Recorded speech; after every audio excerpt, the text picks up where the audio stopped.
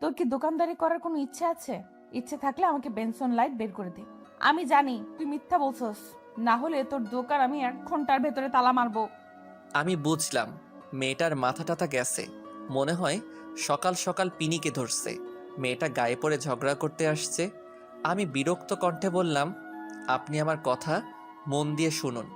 আমার কাছে Benson light নেই, এখন আপনি আসতে পারেন। সকাল সকাল পাগল ছাগল কোথা থেকে যেন আসে, জানতো এখান থেকে। এরে কি বলে ফেললাম, ধুর, যা বলার বলছি। মাথা গরম হয়ে যাচ্ছে। মেয়েটা রাগি লুক নিয়ে আমার দিকে তাকালো। আমি পাগল ছাগল? মেয়েটা আমার শার্টের কলার ধরে বলল, কোন দিক দিয়ে আমাকে পাগল ছাগল মনে হয়?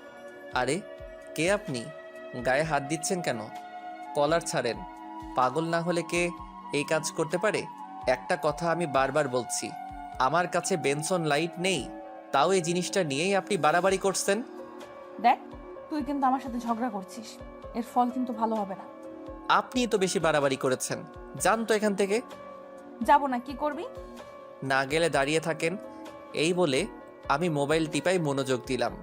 দেখি মেয়েটা দূরে অন্য আরেকটি দোকানে তাকিয়ে আছে। একটু পর বলল, আচ্ছা দে, শুধু বেনসন দে।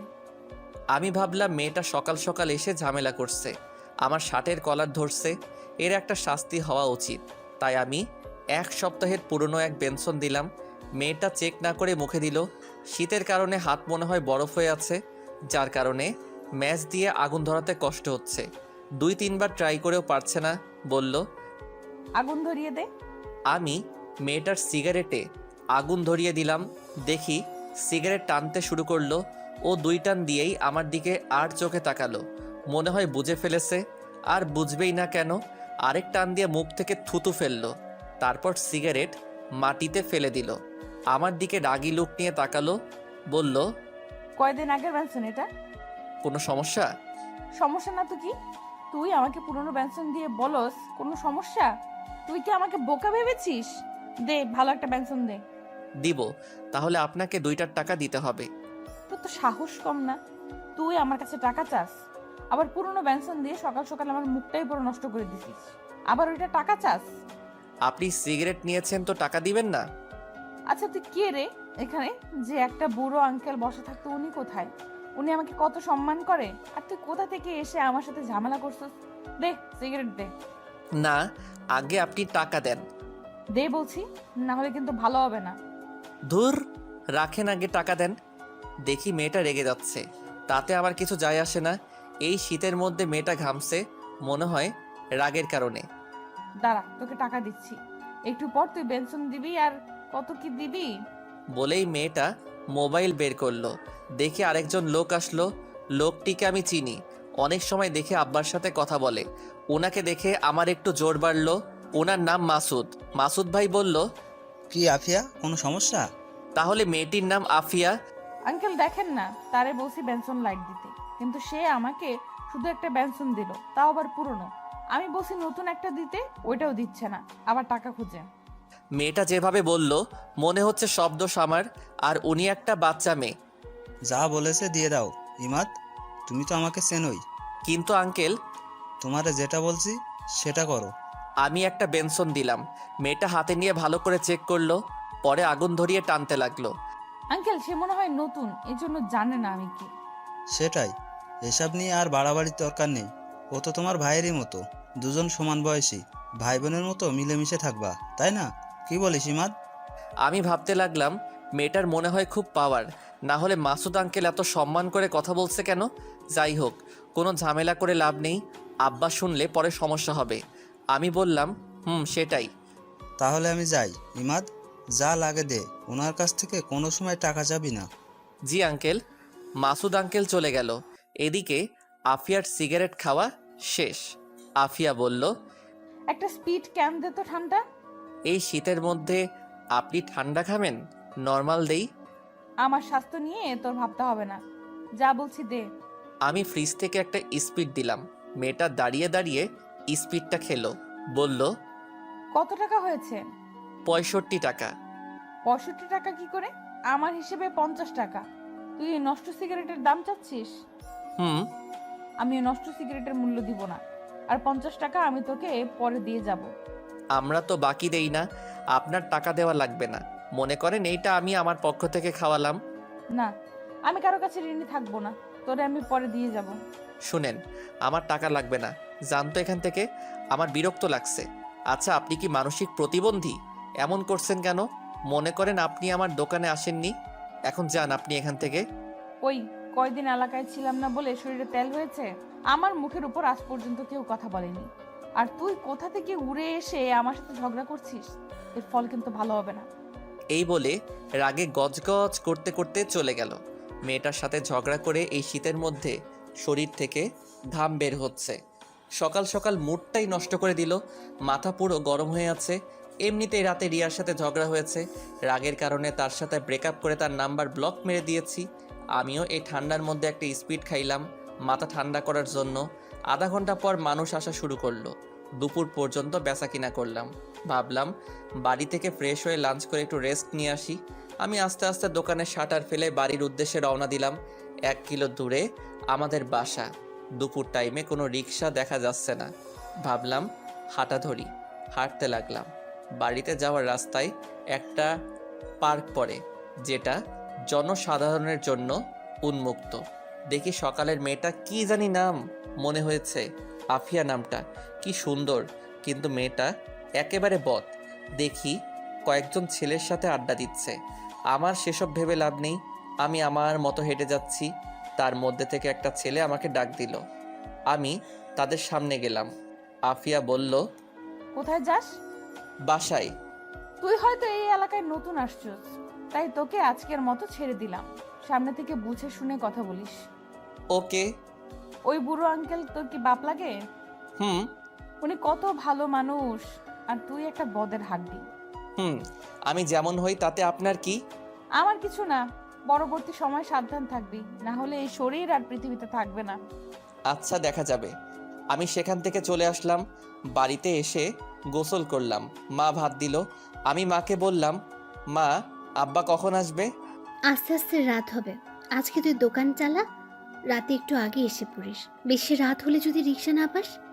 আচ্ছা। আমি আবার দোকানে এসে পড়লাম। একটু পর দেখি কিসের হুড়াহুড়ি। দেখে একটা ছেলেকে 4-5 জন ধরে মারছে।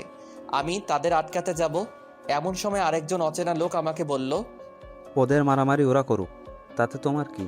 তুমি দোকানদার, তুমি গিয়ে দোকানদারি করো। কিন্তু ছেলেটা তো মরে যাবে। মরে গেলে যাক, তাতে তোমার কি? তুমি গিয়ে দোকানদারি করো। আমি বাধ্য ছেলের মতো দোকানে এসে দেখতে লাগলাম কি হয়। ছেলেটাকে মেরে আধা মরা করে ফেলেছে। একটু পর দেখি আফিয়া বাইকে চড়ে আসলো। এসেই ছেলেটার কাছে গেল। লোকজনের হুড়াহুড়িতে কিছু শুনতে পারছি না, আর দেখতেও পারছি না। একটু পর একজন ছেলেটাকে নিয়ে চলে গেল। সবাই আস্তে আস্তে চলে গেল। আমি দোকানে বেচাকিনা করতে লাগলাম। একটু পর দেখি আফিয়া আসলো। বলল, একটা বেনসন লাইট দে। আমি বিরক্ত হয়ে তাকে একটা বেনসন লাইট দিলাম। ফ্রিতে খেলে তো বিরক্ত হবই। সে সিগারেট খেতে লাগলো। আস্তে আস্তে দোকানের ভিড় কমলো। দেখি আফিয়া এসে দোকানের ভিতরে একটা বসার চেয়ারে এসে বসলো। বলল, 1 কেজি আটা, 1 কেজি চিনি দে, 1 কেজি পেঁয়াজ দে, আর 1 হালি ডিম দে। আমি আফিয়ার মুখের দিকে তাকিয়ে রইলাম। তার চোখে চোখ রাখলাম। আমার ভয় করছে, এগুলোও কি ফ্রিতে দিতে হবে নাকি? আফিয়ার চোখ আমার চোখ একসাথে হলো। আফিয়া কিছুটা লজ্জা পেয়ে চোখ নিচু করে বলল, তুই ভয় পাস না, এগুলোর জন্য আমি টাকা দিব। আমি বুকে হাসি এনে বললাম, ওকে। আমি আটা মাপা শুরু করলাম। এই ফাঁকে 2 জন ছেলে আসলো। এসে আফিয়ার সাথে কথা বলতে লাগলো। সেদিকে আমার কোনো খেয়াল নেই। আমি আটা, পেঁয়াজ, ডিম, চিনি প্যাকেট করে সামনে দিলাম। আফিয়া তাদের সাথে অনেকক্ষণ কথা বলল। পরে 2 জন চলে গেল। আফিয়া আমার দিকে তাকিয়ে মুচকি হাসি দিয়ে বলল, এখানে কত টাকা হয়েছে? 200। তুই তো ফ্লেক্সিলোড করস। হুম। এই নাম্বারে 700 মিনিট আর এমবি প্যাকটা দে। ওকে। আমি দিলাম। আফিয়া বলল, আমার নাম্বারটা সেভ করে রাখ, যদি কোনো সমস্যায় পড়স সাথে সাথে কল করবি। তার প্রয়োজন নেই। আফিয়া দেখতে অনেক সুন্দরী, দাঁতগুলো উঁচু নিচু, যার কারণে হাসি দিলে অনেক সুন্দরী লাগে। ঠোঁটে লিপস্টিক দেওয়া। নারী হিসেবে দেখলে 100-তে 1 কিন্তু সে থাকে ছেলেদের মতো জিন্সের প্যান্ট শার্ট, শীতের মধ্যে একটা শীতের কাপড়, পায়ে শো জুতা। সে মনে হয় খুব বড় লোক। যার কারণে এত পাওয়ার, সেসব ভেবে লাভ নেই। একজন এসে বলল 10 কেজি আটা দিতে। আমি আটা মাপতে শুরু করলাম। 10 কেজি আটা দিলে উনি সেগুলো নিয়ে টাকা দিয়ে চলে গেল। আফিয়া বলল, এইগুলোর দাম রাখ, আমি যাওয়ার সময় নিয়ে যাব। কত টাকা হয়েছে? আমি হিসেব করে বললাম 900 টাকা। আর 4টা সিগারেট দে। আমাকে একটা 1000 টাকার নোট দিয়ে বলল, সব মিলিয়ে কত টাকা হয়েছে রাখো, সকালের টাকা রেখে দে। আমি সকালের টাকা না রেখে ফেরত দিয়ে দিলাম। আফিয়া চলে গেল। আমি তার যাওয়ার রাস্তার দিকে তাকিয়ে রইলাম। মাসুদ আঙ্কেল যেহেতু বলছে ও আমার বয়সী, তাহলে আমার বয়স 23 আর ওর বয়স এমনই। এই বয়সে মেয়েরা কি সুন্দর স্বামীর সাথে ঘর সংসার করে, আর ওর কি অবস্থা? নিশ্চয়ই এর পিছনে একটা কারণ আছে, সেই কারণটাই আমার জানতে হবে। এর মধ্যে দেখি মোবাইলে কল আসলো। নাম্বার চিনি না, ফোন ধরে কণ্ঠ শুনে বুঝতে পারলাম এটা রিয়া। ফোন দিছত কেন? তোর সাথে ব্রেকআপ। আমার কথা শোন, আমি খুবই দুঃখিত। আসলে আমি বুঝতে পারিনি তোরে আমি ভালোবাসি ইমাদ। তোরে ছাড়া আমি বাঁচবো না। এটা তো আমি লাস্ট 2 বছর ধরে শুনে আসছি। সত্যি বলছি। আমি তোরে পরে ফোন দিচ্ছি, এখন দোকানে আসি। আচ্ছা, ফোন দিস মনে করে। আমি একাধারে রাত 10টা পর্যন্ত বেচা কিনা করলাম, কিন্তু মানুষ আসছেই। ভাবলাম চলে যাই, না হলে রিক্সা পাবো না। কিন্তু না, দোকান বন্ধ করতে করতে 11টা বেজে গেল। আমি দেখি আফিয়ার প্যাকেট পড়ে রইল, সে এখনো আসেনি। ধুর, না আসলে নাই, এমনিতেই দেরি হয়ে যাচ্ছে। সারাদিনের বেচার টাকার সাথে নিলাম একা যাওয়ার রিস্ক। রিক্সা না পেলে দোকানেই রাত কাটাতে হবে। আশেপাশে তাকিয়ে দেখি কোনো রিক্সা নেই। মা অলরেডি 3বার ফোন দিয়ে ফেলেছে। এমন সময় দেখি আফিয়া কোথা থেকে জানি আসলো দৌড়ে। বলল, দে আমার প্যাকেট দে। আমি প্যাকেট দিলাম। আফিয়া বলল, কোনো রিক্সাই দেখছি না, কি করে বাড়ি যাব? আপনার না কত ছেলে পেলে আছে, ওদের বলেন আপনাকে নিয়ে যেতে। এটা বলাতে আফিয়া আমার দিকে তাকালো, কিন্তু কিছু বলল না। দোকানের সামনে অনেকক্ষণ দাঁড়িয়ে রইলাম, কোনো রিক্সায় আসছে না। প্রচুর কুয়াশা পড়ছে। খেয়াল করলাম আফিয়ার শরীরে তেমন শীতের কাপড় নেই, শুধু পাতলা একটা গেঞ্জি শার্টের উপরে। ও যে শীতে কাঁপছে এটা আমি ভালো করেই বুঝতে পারছি। আমার গায়ে একটা লেদার আছে আর একটা শীতের চাদর। ভাবলাম চাদরটা দেই, কিন্তু যেই অ্যাটিটিউড দেয় নাকি সন্দেহ। আর না নিলে আমার কি, শীতে কাঁপছে সে, আমার কি? আমি বললাম, প্রচুর শীত পড়ছে, এই চাদরটা নিন। তোর তো সাহস কম না, তুই আমার শরীরের দিকে নজর দিয়েছিস। বুঝতে পারছি, এত রাতে কেউ নেই বলে আজ পর্যন্ত আমার দিকে কোনো ছেলে নজরে তাকানোর সাহস পায়নি। আর তুই কোথা থেকে উড়ে এসে আমার শরীরের দিকে নজর দিস? তোর এই 2 চোখ আমি তুলে নিব। এক শ্বাসে কথাগুলো বলল। আমি এমন কথা শুনে অবাক। উপকার করতে চাইলাম আর উল্টা বাঁশ দিয়ে দিল। দূর, এমন মেয়ের সাথে কথা বললে মুখ নষ্ট, জাহান নামে যাক, তাতে আমার কি?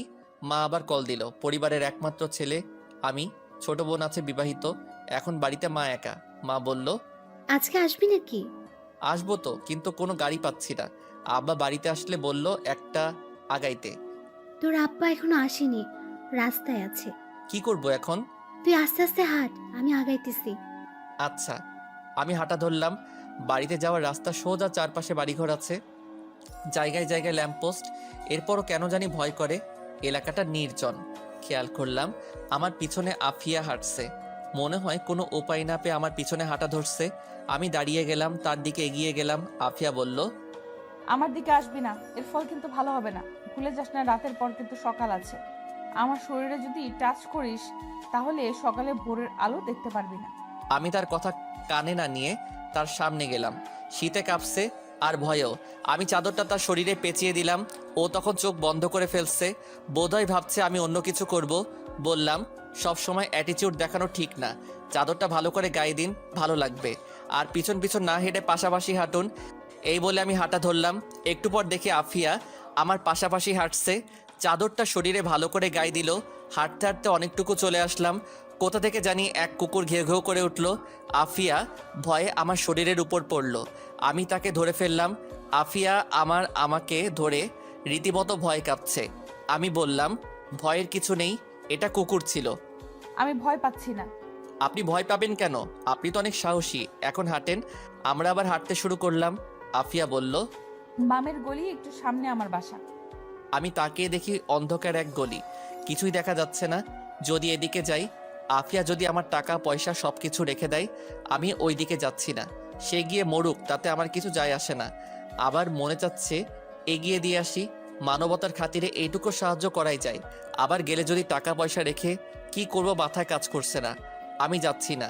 আফিয়া বলল, এইটুকু রাস্তা এগিয়ে দে না, আমার সত্যি খুব ভয় করছে। আমি আফিয়ার মুখের দিকে তাকালাম, দেখি সে সত্যি খুব ভয় আছে। মনে হয় করুণার দৃষ্টিতে বলছে। আমি ভাবলাম যাই, এগিয়ে দিয়ে আসি। ওকে চলেন। আমি আফিয়ার পাশাপাশি হাঁটতে লাগলাম। আফিয়া আমার শরীরের সাথে লেগে লেগে হাঁটছে। কিছুক্ষণ হাঁটার পর আফিয়া বলল, এটা আমার বাসা, ভেতরে এসে বস। না, তার প্রয়োজন নেই, আরেকদিন আসবো।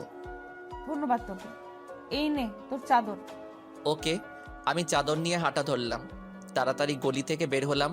তারপর বাড়ির রাস্তায় হাঁটা ধরলাম। আরও অনেকটুকু পথ বাকি। এখন আমার নিজেরই ভয় করছে। দেখি সামনে থেকে একজন মহিলা আসছে। ভালো করে তাকিয়ে দেখি এটা মা। মাকে দেখে যেন আমার আত্মাটা শান্তি হলো। আমি আর মা একসাথে হাঁটতে লাগলাম। কিছুক্ষণ হাঁটার পর 4-5 জন ছেলে আমাদের ঘিরে ধরল। তাদের প্রত্যেকের মুখ মাফলার দিয়ে ঢাকা। এক মুখোশধারী বলল, যা আছে সব কিছু দিয়ে দে। মা ভয় পেয়ে আমার পিছনে লুকালো। একজন এসে আমার পকেটে হাত দিতে লাগলো। আমি ছেলেটার হাত ধরে ফেললাম। একজন পিছন থেকে চাপাতি বের করলো। মা ভয় পেয়ে বলল, যা আছে সব কিছু দিয়ে দে। আমি ছেলেটার হাত ছেড়ে দিলাম। ছেলেটা আমার পকেট থেকে মোবাইল নিয়ে গেল। আরেক পকেট থেকে দোকানের টাকা বের করলো। 20,000 টাকার মতো ছিল। ওইটা পেয়ে তারা চলে যেতে লাগলো। পিছন থেকে মোবাইল ঢিল দিয়ে সবগুলো দৌড়ে পালালো। মা সেখানে কাঁদা শুরু করলো। আমি মাকে উঠিয়ে বাড়িতে নিয়ে আসলাম। মা কেঁদে কেঁদে বলল, ওইখানে কত টাকা ছিল? 20,000। সব শেষ, আমাদের সব শেষ। আমার কিছু বলার নেই। যে চাপাতি বের করছিল, একটা কোপ দিলে বাঁচার কোনো সম্ভাবনা নেই। আমি মাথায় হাত দিয়ে বসে রইলাম।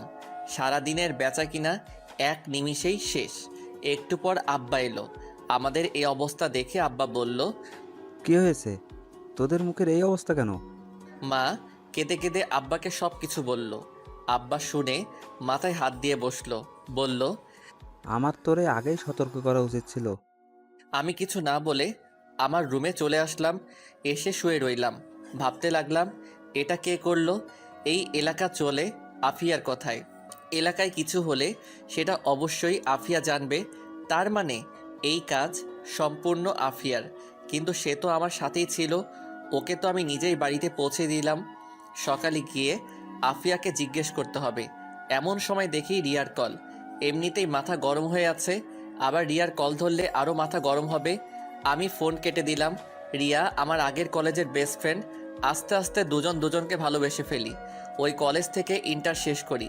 তারপরেই এখানে এক কাছের কলেজে ভর্তি হই। যদিও তখন বাড়ি থেকেই আসতাম, কিন্তু এইখানে বাড়ি করার এইখান থেকে গিয়েই ক্লাস করি। মাঝে মাঝে অধিকাংশ সময় দোকানেই কাটাই। আমি এখন অনার্স 3rd ইয়ারে আছি। যখন রিয়া শুনেছে আমি এখানে চলে আসছি, তখন রিয়া আমাকে দোষারোপ করছে। ও বলে কিনা আমি তাকে ব্যবহার করছি। অথচ আজ পর্যন্ত আমি রিয়ার হাত ধরার সাহস পাইনি। মাকে রিয়ার কথা বলছিলাম, কিন্তু মা তেমন গুরুত্বই দেয়নি। এর দ্বারা বোঝা যায় এসব আরও পরে হবে। একে তো এই এলাকাটা একদম নির্জন, মানুষগুলো কেমন যেন। খেয়াল করলাম কেউ কারোর সাথে প্রয়োজন ব্যতীত কথা বলে না। দোকানটা এক চৌরাস্তার মোড়ে পড়েছে। আরও একটা 2টা দোকান আছে, তার মধ্যে থেকেই আমাদের দোকানটাই বেশি বেচা কিনা হয়, কারণ আমাদের দোকানটা অনেক পুরাতন। দাদির মুখ থেকে শুনেছিলাম আব্বা প্রথমে এই দোকানের কর্মচারী ছিল। দোকানের মালিকের একমাত্র মেয়ে ছিল আমার মা। কিন্তু আমার নানা অকালে মৃত্যুবরণ করেন। যাওয়ার আগে আব্বাকে এই দোকান আর আমার মাকে দিয়ে যায়। পরে আব্বা মাকে বিয়ে করে বাড়িতে নিয়ে আসে। এত বছর নানার বাড়ি খালি পড়েছিল। দাদি মারা যাওয়ার পর আব্বা নানার বাড়ি আবার নতুন করে এবং আমরা এই জায়গায় চলে আসি। রাতে আর ঘুমাতে পারিনি। সকালে গেলাম আফিয়ার বাড়িতে, গিয়ে দরজায় টোকা দিলাম। কিছুক্ষণ পর আফিয়া দরজা খুলল। আফিয়া আমাকে দেখে অবাক হয়ে জিজ্ঞেস করলো, এত সকালে তুই? আফিয়া এই শীতের মধ্যে একটা হাতা কাটা গেঞ্জি পরা আর পাতলা একটা প্লাজো পরা, চুলগুলো উস্কো খুস্কো হয়ে আছে। আমাকে দেখে তাড়াতাড়ি ওড়না দিল গলায়। পায়ের দিকে তাকাতেই আমার সারা শরীরে শিরশির করে উঠল।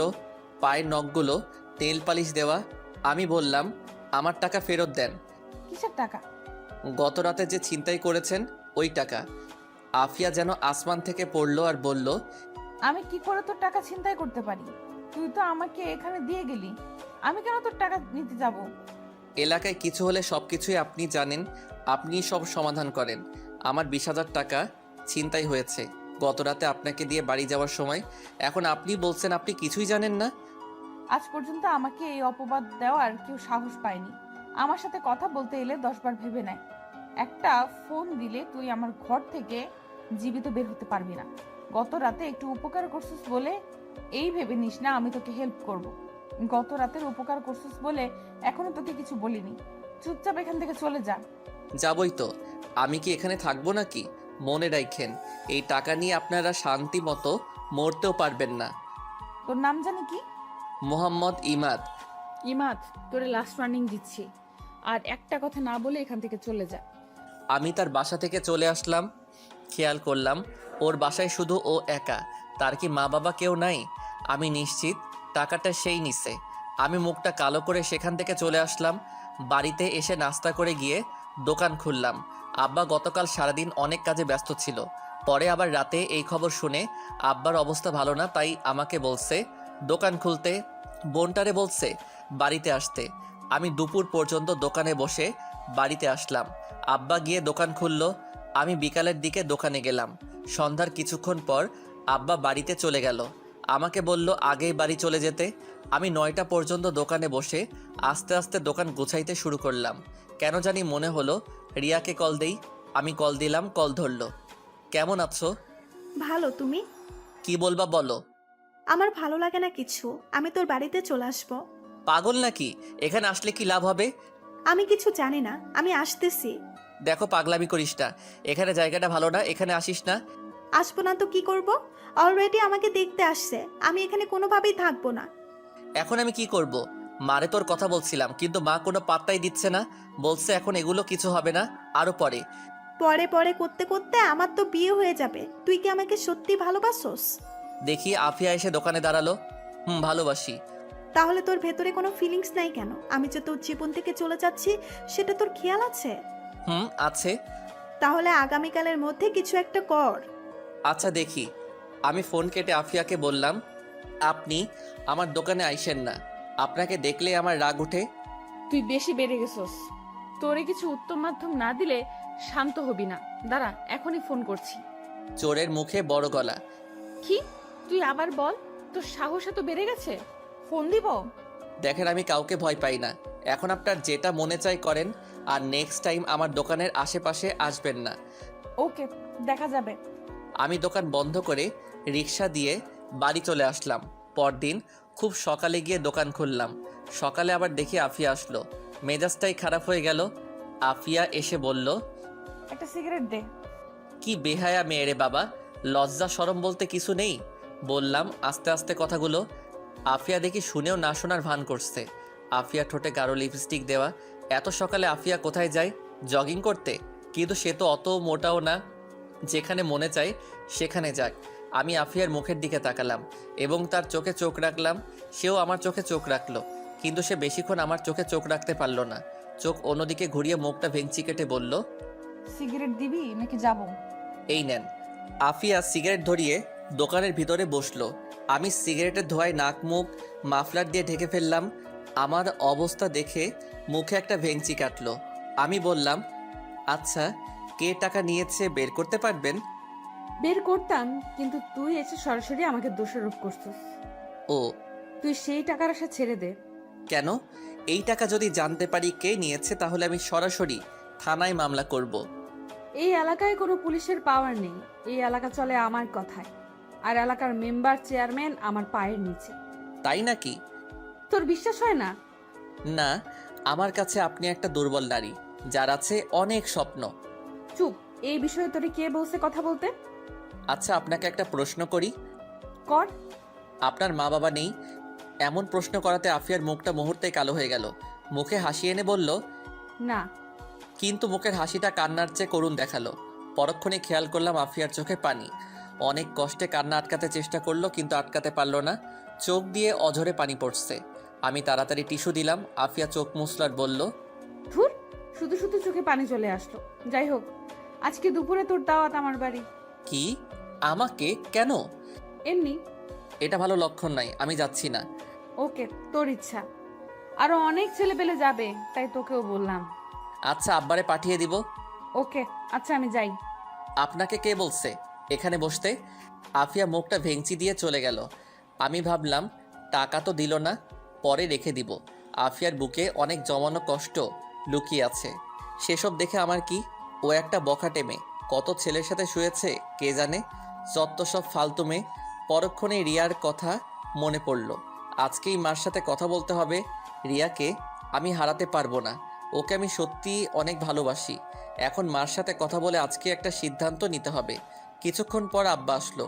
আমি বাড়ি চলে আসতে লাগলাম। ওই পার্কের একটা বেঞ্চে গিয়ে বসলাম। রিয়াকে কল করলাম। দ্বিতীয়বার ট্রাই করলে ফোন ধরলো। এতক্ষণ লাগে ফোন ধরতে? রান্নাঘরে ছিলাম। কি রান্না করছো? আমি মাঝে মাঝে রাগের কারণে রিয়াকে তুই করে বলি, রিয়াও আমাকে তুই করে বলে, কিন্তু অধিকাংশ সময় আমরা তুমি করে কথা বলি। ভর্তা খাবা? হুম। তাড়াতাড়ি আমাকে নিয়ে যাও, তোমাকে সারা জীবন আদর করে ভর্তা খাওয়াবো। সেটাই করব। তোমার মারে বলছো? কি বলছে? এখনো বলিনি। যদি তোমার মা না করে? কিছু তো একটা করব, তুমি কোনো টেনশন করো না। ওকে। এখন ভিডিও কল দাও, তোমাকে দেখতে ইচ্ছে করছে। ওকে। রিয়া ভিডিও কল দিল। রিয়াকে দেখে আমার মনটা শান্তি হলো। আমি বললাম, এক কাজ করো, আজকে সেজে গুজে ভিডিও কল দাও। না। কেন? আমাকে নিয়ে যাও, পরে তুমি যতবার বলবে ততবার সাজবো। আচ্ছা। ফোন রাখি, মা আসছে। এই বলে রিয়া ফোন রেখে দিল। দেখি কুয়াশা কেটে যাচ্ছে। সূর্য কুয়াশায় পাহাড় ভেঙে একটু একটু উকি দিচ্ছে। সকালের রৌদ্র এসে আমার শরীরে পড়ল। শরীরের মধ্যে এক অসাধারণ অনুভূতি কাজ করলো।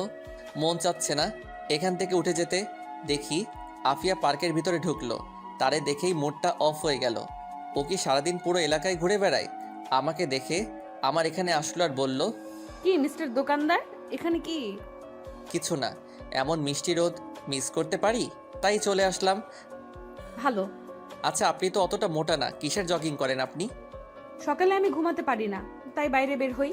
সকালে ঠান্ডা ফ্রেশ বাতাস আমি কোনোভাবেই মিস করতে পারি না। যেদিন আমি মিস করি, দিন এতই খারাপ যায় তা বলে বোঝাতে পারবো না। এটা ভালো। এই অভ্যাসটা আমার আব্বার ছিল। প্রতিদিন সকালে আমাকে সাথে নিয়ে বের হতো, তাই ছোটবেলা থেকেই আমার এই অভ্যাস। ভালো, ফ্রেশ বাতাস নেন, আমি যাই। এই বলে আমি উঠে বাড়ি চলে আসলাম। এসে নাস্তা করলাম। নাস্তা করে ভাবলাম যাই, মার সাথে রিয়ার ব্যাপারে আলোচনা করা যাক। মারে রাজি করাতে পারলেই হবে। আমি মার ঘরে গিয়ে টোকা দিলাম। মা বলল ভিতরে আসতে। মা বলল, কি হয়েছে? একটা কথা ছিল। বল। এটা রিয়ার ব্যাপারে। কোন রিয়ার ব্যাপারে? তোমারে বলেছিলাম না একটা মেয়ের ব্যাপারে, আমার ক্লাসমেট ছিল রিয়া। মা তার বাড়িতে একটু কথা বলে দেখবা। কিসের জন্য? মেয়েটাকে বাড়ি থেকে বিয়ের জন্য চাপ দিচ্ছে, কিন্তু ও আমাকে চাই। এখন কি বলবো? ও তোকে চায় তো আমি কি করব? এসব প্রেম ভালোবাসা আমি এক বিন্দু পরিমাণও বিশ্বাস করি না। এগুলো এক সেকেন্ডের ব্যাপার, এই আছে এই নেই। আছে আবেগের ঠেলায় বলছে তোকে ভালোবাসে। তোর থেকে ভালো কোনো ছেলে পাক, এক মুহূর্তও লাগবে না তোকে ভুলতে। আমার দায়িত্ব আমি পালন করি। ওকে আমি ভালোবাসি মা, এখন আমি তাকে চাই। কোন মুখে তুই এই কথা বলিস? তুই মাত্র পড়াশোনা করেছিস। চাকরি হোক পরে চিন্তা ভাবনা করবো না। যে একটা দোকান আছে ওটারও কোনো নিশ্চয়তা নেই, কোন সময় জানি কি হয়ে যায়। দেখছস তো ওই দিন টাকাটা কিভাবে কেড়ে নিয়েছে। আর যদি দোকান এভাবে কেড়ে নেয় তখন কি করবি? পরে তো পথে বসতে হবে। তোর বাবারে পাপে ধরছিল এই জায়গায় দোকান চালাতে। বাড়ির আশেপাশে যেন জায়গাই ছিল না। এই এলাকাটা একদম ভালো না। এই এলাকা ভালো মানুষদের জন্যই না। কিন্তু মা কিছু তো একটা করো। ওর বাড়িতে বলে কিছুদিন সময় তো নিয়ে যাক। নিলাম সময়, পরে কি হবে? মেয়ের বয়স কত? 20-22 হবে। পরের চিন্তা করে এখন সময় নেওয়া কি ঠিক হবে? পরে কি হবে কেউ জানে না। শুধু শুধু মেয়েটাকে বসিয়ে লাভ আছে? তুই তোর মতো থাক, ও ওর মতো থাক। কোন মুখে তুমি এই কথা বলো? আর যদি আব্বা তোমাকে এই কথা বলে তুমি নিতে পারবে? তুমি কিছু একটা করো, আমি তাকে চাই। ও আমার মুখের দিকে তাকিয়ে আছে। এখন আমার টেনশন দিস না। কিছুদিন পর ফাতিমার ডেলিভারি। ফাতিমা আমার ছোট বোনের নাম। কিন্তু মা, আমি কোন মুখে মেয়ের বাড়িতে কথা বলবো? আমাদের কিছু আছে? না আছে জায়গা সম্পত্তি, না আছে ভালো বাড়ি। কোনো মতে দিন চলছে, এর মাঝে তুই কি করে এ কথা বলতে পারিস? টাইম নাও, রিয়া রাজি আছে। আমাদের টাইম দেওয়ার জন্য ওরা বসে আছে নাকি? অন্তত বলে তো দেখতে পারি। আচ্ছা দেখি তো ওরা আব্বারে পাঠাতে পারে কিনা। আচ্ছা, এই বলে আমি চলে আসলাম। আমি হাড়ে হাড়ে বুঝতে পারছি মার বিন্দু পরিমাণ ইচ্ছা নেই।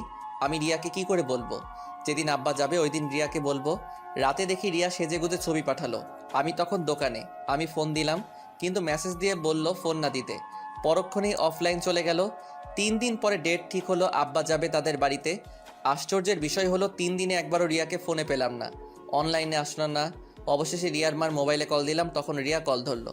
কণ্ঠ চিনে বুঝতে পারলাম। আমি বললাম, তোমারে তো কল দিয়ে পাই না। আমার মোবাইল মা নিয়ে গেছে, মার বাটন মোবাইল আমার কাছে। আজকে আব্বা যাচ্ছে তোমাদের বাড়িতে। কিন্তু কিন্তু কি? আমাকে এসে দেখে গেছে এক সম্বন্ধ, এমনকি বিয়ের তারিখ ঠিক করে গেছে। কি বলো? তুমি বলো নাই আমার কথা? বলছি, কিন্তু কেউ আমার কথা কানেই নেয়নি। আচ্ছা তোমার আব্বা আসুক, আমি তোমার আব্বার সাথে চলে আসবো। না, আমি ফ্যামিলির উপরে যেতে পারবো না। আচ্ছা তোমার আব্বা আসুক, দেখি কি করতে পারি। আচ্ছা। আমি সারাদিন দোকানে থেকে রাতে বাড়ি গেলাম। দেখি আব্বা বাড়িতে, মার মুখের অবস্থা ভালো না। আমি বললাম, কি হয়েছে? আমি কত করে বলেছিলাম এখন ওগুলোর প্রয়োজন নেই। তোর আব্বা সেখানে গিয়ে অপমানিত হয়ে এসেছে। তাকে বিয়ে করার জন্য সরকারি চাকরিজীবী ছেলে বসে আছে এবং অলরেডি ডেট তারিখ ঠিক করে ফেলেছে। মেয়েটা আমার সাথে চলে আসতে চাইছিল, কিন্তু আমি অনেক কষ্টে বুঝিয়ে রেখে আসছি। আমি বলার মতো কিছুই খুঁজে পেলাম না। আমি বাইরে বের হয়ে রিয়াকে কল করলাম। রিয়াকে আমাকে ভিডিও কল দিল। দেখি রিয়া কাঁদছে। রিয়া বলল, আমি তোকে ছাড়া থাকতে পারবো না, আমি তোর বাড়িতে চলে আসছি, তোর বাসার ঠিকানা দে। না, এই ভুল করিস না। কেন? তুমি আমাকে চাও না? অবশ্যই চাই। তাহলে এমন করে কথা বলো কেন? আজ পর্যন্ত তোমার হাতটা পর্যন্ত ধরিনি। ভেবেছিলাম বিয়ের পরে একেবারে হাত ধরবো, কিন্তু দেখি এখন আর সেটা সম্ভব না। তোমার কোনো ইচ্ছেই নেই আমাকে পাবার। এই বলে রিয়া শিশুর মতো কাঁদতে লাগলো। অজান্তে আমার চোখ দিয়ে পানি বের হয়ে পড়ল। আমার ভিতরটা কষ্টে পড়ে যাচ্ছে। তাড়াতাড়ি তোর বাসার ঠিকানা দে, আমি আগামীকাল আসছি, পরে তুই যা করার করিস। আচ্ছা। আমি তোর হাতটা একটিবারের জন্য ধরতে চাই, আমি একটিবারের জন্য তোকে অনুভব করতে চাই। এই বলে রিয়া কাঁদতে লাগলো। আমি বললাম, ঠিকানা টেক্সট করলাম। পার্কের ঠিকানা দিলাম। আর কতক্ষণ পুরনো স্মৃতি মনে করে কিছুক্ষণ কথা বলে ফোন কেটে দিলাম। পরদিন আব্বারে দোকানে রেখে পার্কে গেলাম। গিয়ে রিয়ার জন্য অপেক্ষা করতে লাগলাম। দেখি আফিয়া পার্কে আসলো কয়েকজন ছেলে ফেলে নিয়ে। তারে দেখে মেজাজটা বিগড়ে যায়। তারা দূরের এক বেঞ্চে বসে কথা বলতে লাগলো। একসময় দেখি আফিয়া একটা ছেলেকে চড় দিল। চড় খেয়ে ছেলেটা মাটিতে পড়ে গেল। আফিয়া ছেলেটিকে আরও কি জানি বলল। দেখি রিয়া রিক্সা থেকে নেমে পার্কের ভিতরে প্রবেশ করলো। আমি ইশারা দিলাম। রিয়া আমার কাছে আসলো। এসে আমাকে জড়িয়ে ধরলো, ফুপিয়ে কেঁদে উঠল। আমি তার পিঠে হাত রেখে সান্ত্বনা দিতে লাগলাম। আমি রিয়াকে আমার পাশে বসালাম। রিয়া আমার হাতে হাত ধরলো, আমার কাঁধে মাথা রেখে কাঁদতে লাগলো। রিয়া বলল, আমি তোমাকে হারাতে চাই না। আমিও। চলো না এখন গিয়ে বিয়ে করে ফেলি, পরেরটা পরে হবে। কিন্তু বুঝেছি, তোমারই কোনো ইচ্ছে নেই। শুনেছি সত্যিকারের ভালোবাসা বলে কখনো কাউকে ভয় পায় না। আসলে তুমি আমাকে সত্যিই ভালোই বাসো না। বাসি না বাসলে কি আর এত কিছু করতাম? সবার আগে ফ্যামিলি। যারাই ফ্যামিলির উপরে গিয়েছে তারাই শেষ হয়ে গেছে। কতই না ভালো হতো যদি সারাটা জীবন একসাথে থাকতে পারতাম। এখনো হয়তো সময় আছে। এইভাবে আমাকে দূরে থেকে ভালোবেসে যেতে পারবা? হয়তো তোমার এই একটু ভালোবাসা নিয়ে আমি সারাটা জীবন কাটিয়ে দিতে পারবো। কোনো কি উপায় নেই? উপায় আছে, কিন্তু এমনও হতে পারে সেটা বেশি দিন স্থায়ী হবে না। তার চেয়ে ভালো না এমন একটা জায়গায় যাওয়া, সেখানে আজীবন স্থায়ী হওয়া। কিন্তু তুমি প্রমিস করো আজীবন তুমি আমার সাথে সম্পর্ক রাখবা, আমাকে ভুলবা না কোনোদিন। কথা দিলাম তোমার সাথে আজীবন যোগাযোগ রাখবো। মনে করবা আমি তোমার পাশে আছি সব সময়। মনে আছে আমরা দুজন প্রেমে পড়ার আগে কী রকম ছিলাম? ঠিক সেই রকমভাবে আমাদের সারাটা জীবন কাটিয়ে দিব। ওকে, তুমি কোন মেয়েকে বিয়ে করবে সেটা আমি সিদ্ধান্ত নিব। আমার পছন্দ, তোমার পছন্দ। আচ্ছা, এখন একটু হাসো। তোমার হাসিটা অনেক দিন ধরে মিস করছি। রিয়া একটা মুচকি হাসি দিল। দূর থেকে যতই বলতাম রিয়া আমাকে দোষারোপ করত আর কোনো অঘটন ঘটিয়ে ফেলতো। কাছ থেকে বুঝিয়ে বলাতে ও কী রকম মেনে নিল। এমন নয় যে আমি রিয়াকে ভালোবাসি না। ধরলাম আমি রিয়াকে বিয়ে করলাম। তার ফ্যামিলিকে না জানিয়ে। এক্ষেত্রে রিয়ার কোনো অস্তিত্ব থাকবে না। কোনোদিন শখ করেও নিজের বাপের বাড়ির নাম বলতে পারবে না। যার কোনো অস্তিত্বই নেই, তার আবার কিসের স্বপ্ন সুখ? কিছুদিন পর আমি হয়ে যাব তার কাছে নরক। তার চেয়ে ভালো না দূর থেকে দুজনকে ভালোবেসে যাব। আমাদের এরকম মিশিয়ে বসাতে আফিয়া প্রশ্নবোধক মুখ নিয়ে আমাদের কাছে আসলো, বলল, কি মিস্টার দোকানদার, গার্লফ্রেন্ড নাকি? হুম। কিন্তু তোমরা এইভাবে মিশিয়ে বসে আছো কেন? এটা তো পাবলিক প্লেস। আসলে আপু, কিছুদিন বাদে আমার বিয়ে। দুর্ভাগ্যবশত আমার বিয়েটা ইমাদের সাথে হচ্ছে না, তাই ইমাদকে লাস্ট বিদায় জানাতে এসেছি। ভালো, তোমরা দুজন একটু ভিন্ন টাইপের। আপু, কিরকম? আমি যতটুকু জানি, কোনো ছেলের গার্লফ্রেন্ডের বিবাহ হলে তাদের বিচ্ছেদের সময় একজন আরেকজনকে গালাগালি, মারামারি, হ্যানত্যান কত কিছু, এমনকি একজন আরেকজনকে খুনও করে ফেলে। আর তোমরা দুজন কি সুন্দর হাসি মুখে দুজন দুজনকে বিদায় দিচ্ছ। হয়তো এর মধ্যে কোনো কল্যাণ আছে। জি আপু। আসলে কি জানো, ভালোবাসার মানুষটিকে বিয়ে না করাই শ্রেয়। কারণ বিয়ে করলে মানুষটি থেকে যায়, কিন্তু ভালোবাসাটা আর থাকে না। কিন্তু আমি ইমাদকে ভালোবাসি। বিয়ের পর ওকে আমি দূর থেকে ভালোবেসে যাব। সেটাই ভালো, তোমরা থাকো, আমি যাই। আফিয়া চলে গেল। আমি বললাম, চলো, মার সাথে দেখা করে যাবে। চলো। আমি রিয়াকে বাসায় এনে মার সাথে পরিচয় করিয়ে দিলাম। কি আজব, মার সাথে সেকেন্ডের মধ্যে মিশুক হয়ে গেল। কি কথা লাগিয়ে দিল। যাওয়ার সময় রিয়া মার কাছে দোয়া চাইলো, পরে দোকানে নিয়ে আসলাম। আব্বার কাছ থেকে বিদায় নিয়ে দোয়া চাইলো, পরে বাস স্টেশনে নিয়ে গেলাম। শেষমেশ বিদায়ে রিয়া কেঁদে দিল, আমাকে জড়িয়ে ধরে রাখলো। বাসে উঠিয়ে দিয়ে দোকানে চলে আসলাম। ইচ্ছা করে রিয়ার বিয়ের তারিখটা জানি নাই, কারণ ওই দিনটায় কষ্ট হতো বেশি।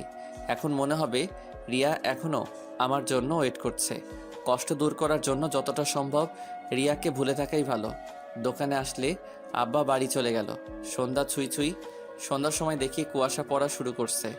তাড়াতাড়ি বাড়ি চলে যাই। এভাবে অনেক দিন চলে গেল। বিয়ের 1 সপ্তাহ পর রিয়া তার স্বামীর সাথে আমার পরিচয় করিয়ে দিল। তার স্বামীও খুব মিশুক। অল্প কথাতেই দুজন বন্ধুর মতো হয়ে গেলাম। মাঝে মাঝে আমাকে ফোন দিয়ে রিয়া কি পছন্দ করে, কি অপছন্দ করে, এটা সেটা জিজ্ঞেস করে। মানে তাদের সংসার ভালোই চলছিল।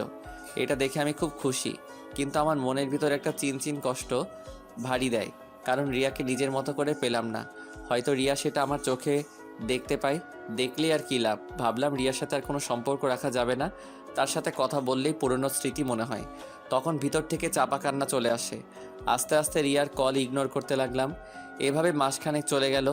দোকানের মধ্যে এখন আমি বেশি সময় থাকি, কারণ আব্বা বছরখানেক আগে স্ট্রোক করেছিল, যার কারণে বেশি প্রেশার নিতে দেই না। এই 1 মাসের মধ্যে আব্বা পুরো দোকান আমাকে বুঝিয়ে দিয়ে দিল। ভালোই চলছিল দিনকাল। একদিন রাতে ঠিক করলাম রাতে দোকানে কাটিয়ে দিব, কারণ দেরি হয়ে গিয়েছিল। পৌষ মাসের শীত মাত্র পড়েছে, বাইরে কুয়াশা ছাড়া কিছুই নেই। দোকান পরিষ্কার করতেছিলাম, এমন সময় দেখি আফিয়া কোথা থেকে জানি দৌড়ে আসলো। বলল, 1 কেজি তেল দে, আর মুখে দেওয়ার জন্য ভালো ক্রিম দে, আর একটা সুই দে, 1 প্যাকেট নুডলস। রাতে শুই দিতে পারবো না। দে দে। আরও কয়েকটা জিনিসের নাম বলল। আজকে সিগারেট চাচ্ছে না। আমি বললাম, সিগারেট দিব না। না রে, ঠান্ডা লাগছে। ও। আমি আস্তে আস্তে সবগুলো জিনিস দিলাম আর বলল, কত টাকা হয়েছে? 950 টাকা। আফিয়া আমাকে একটা 1000 টাকার নোট দিল। টাকাটা হাতে নিয়ে আমি টাকার কোড নাম্বারের দিকে তাকালাম।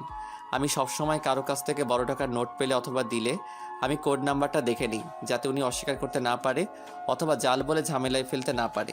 ওই দিন আফিয়া একটা 1000 টাকা নোট দিয়েছিল। ওই দিন আমি কোডটা ভালো করে দেখেছিলাম, কারণ আফিয়া এমনিতেই তেরা টাইপের মেয়ে। কিন্তু খেয়াল করে দেখলাম ওই দিন যে টাকা দিয়েছিল সেই টাকার লাস্টের কোড আর আজকের টাকার লাস্টের কোড এক। ওই দিন টাকা ছিনতাই হয়ে গিয়েছিল। সেই ছিনতাই করা টাকার মধ্যে আফিয়ার দেওয়া ওই টাকাটা ছিল। দুর্ভাগ্যবশত আফিয়া আজকে আমাকে এই টাকাটা এনে দিল। তার মানে ওই দিন ছিনতাইটা আফিয়া করছিল। হয়তো সে করেনি, অন্য কাউকে দিয়ে করিয়েছে। মহান আল্লাহর কি লীলা খেলা। আফিয়া বলল, কে তো দেখছিস, আমাকে বিদায় কর, বাসায় যেতে হবে। বাসায় তো যাবেন, তার আগে আমার কিছু প্রশ্নের উত্তর দিন। তাড়াতাড়ি বল। চেয়ারে বসেন, দরকার হলে আমি এগিয়ে দিয়ে আসব। আফিয়া চেয়ারে বসলো। আমি বললাম, মনে আছে মাসখানেক আগে বলছিলাম আমার 20,000 টাকা ছিনতাই হয়ে গিয়েছিল? হুম, মনে আছে। এর আগের দিন রাতে আপনি আমার কাছ থেকে কিছু টাকার মাল কিনেছিলেন। হুম। আপনি যে 1000 টাকার নোট দিয়েছিলেন ওই টাকাটা ছিনতাই হওয়া টাকার মধ্যে ছিল, কিন্তু আজকে এই 1000 টাকা ওই দিন আপনার দেওয়া 1000 টাকা। আমি যদি বলি এক, এটা কি আপনি বিশ্বাস করবেন? না, বিশ্বাস করব না। কেন বিশ্বাস করবেন না? ওই দিন আপনার দেওয়া টাকার কোড আজকে এই টাকার কোড সম্পূর্ণ এক। আফিয়া তার চোখগুলো বড় বড় করে তাকালো। আমার এই কথা শুনে আফিয়া হতভম্ব হয়ে গেছে। কি বলবে কিছু বুঝতে পারছে না। তোতলাতে তোতলাতে বলল, আমি কিছু জানি না, আমি কিচ্ছু জানি না। আর ওই দিন টাকার কোড আর আজকে টাকার কোড এক, এটা বললে আমি বিশ্বাস করব? আপনি বিশ্বাস করতে বাধ্য। প্লিজ আফিয়া, আমার টাকাটা দিয়ে দেন। আমি তোর টাকা নেইনি। ওকে, না, আপনি নিয়েছেন। আমি নেইনি। আপনি নিয়েছেন, না হলে ওই দিনের টাকার কোড আর আজকের টাকার কোড এক কেন? আপনি ছাড়া তো অনেক মানুষ আছে, তাদের কাছে তো টাকাটা যেতে পারতো, আপনার কাছে কেন? স্বীকার করেন। যা আমি নিয়েছি, এখন কি করবি কর, তুই আমার কিছুই করতে পারবি না। কি নির্লজ্জ মেয়ে, প্লিজ আমার টাকাটা ফেরত দিয়ে দেন। তোরে একটা টাকাও দিব না। এখন দেখি তুই কি করিস। এই আমি উঠলাম। আমি তার কিছুই করতে পারবো না, এটা আমি ভালো করেই জানি। আব্বা জানলে আব্বাও কিছু করতে পারবে না, তার চেয়ে ভালো তাদের না জানানো। টাকার আশা আমরা আরও অনেক আগে ছেড়ে দিয়েছি। এখন দেখি আফিয়াকে ফাপড় টাপড় দিয়ে কিছু নিতে পারি কি না। জানি কিছুই করতে পারবো না।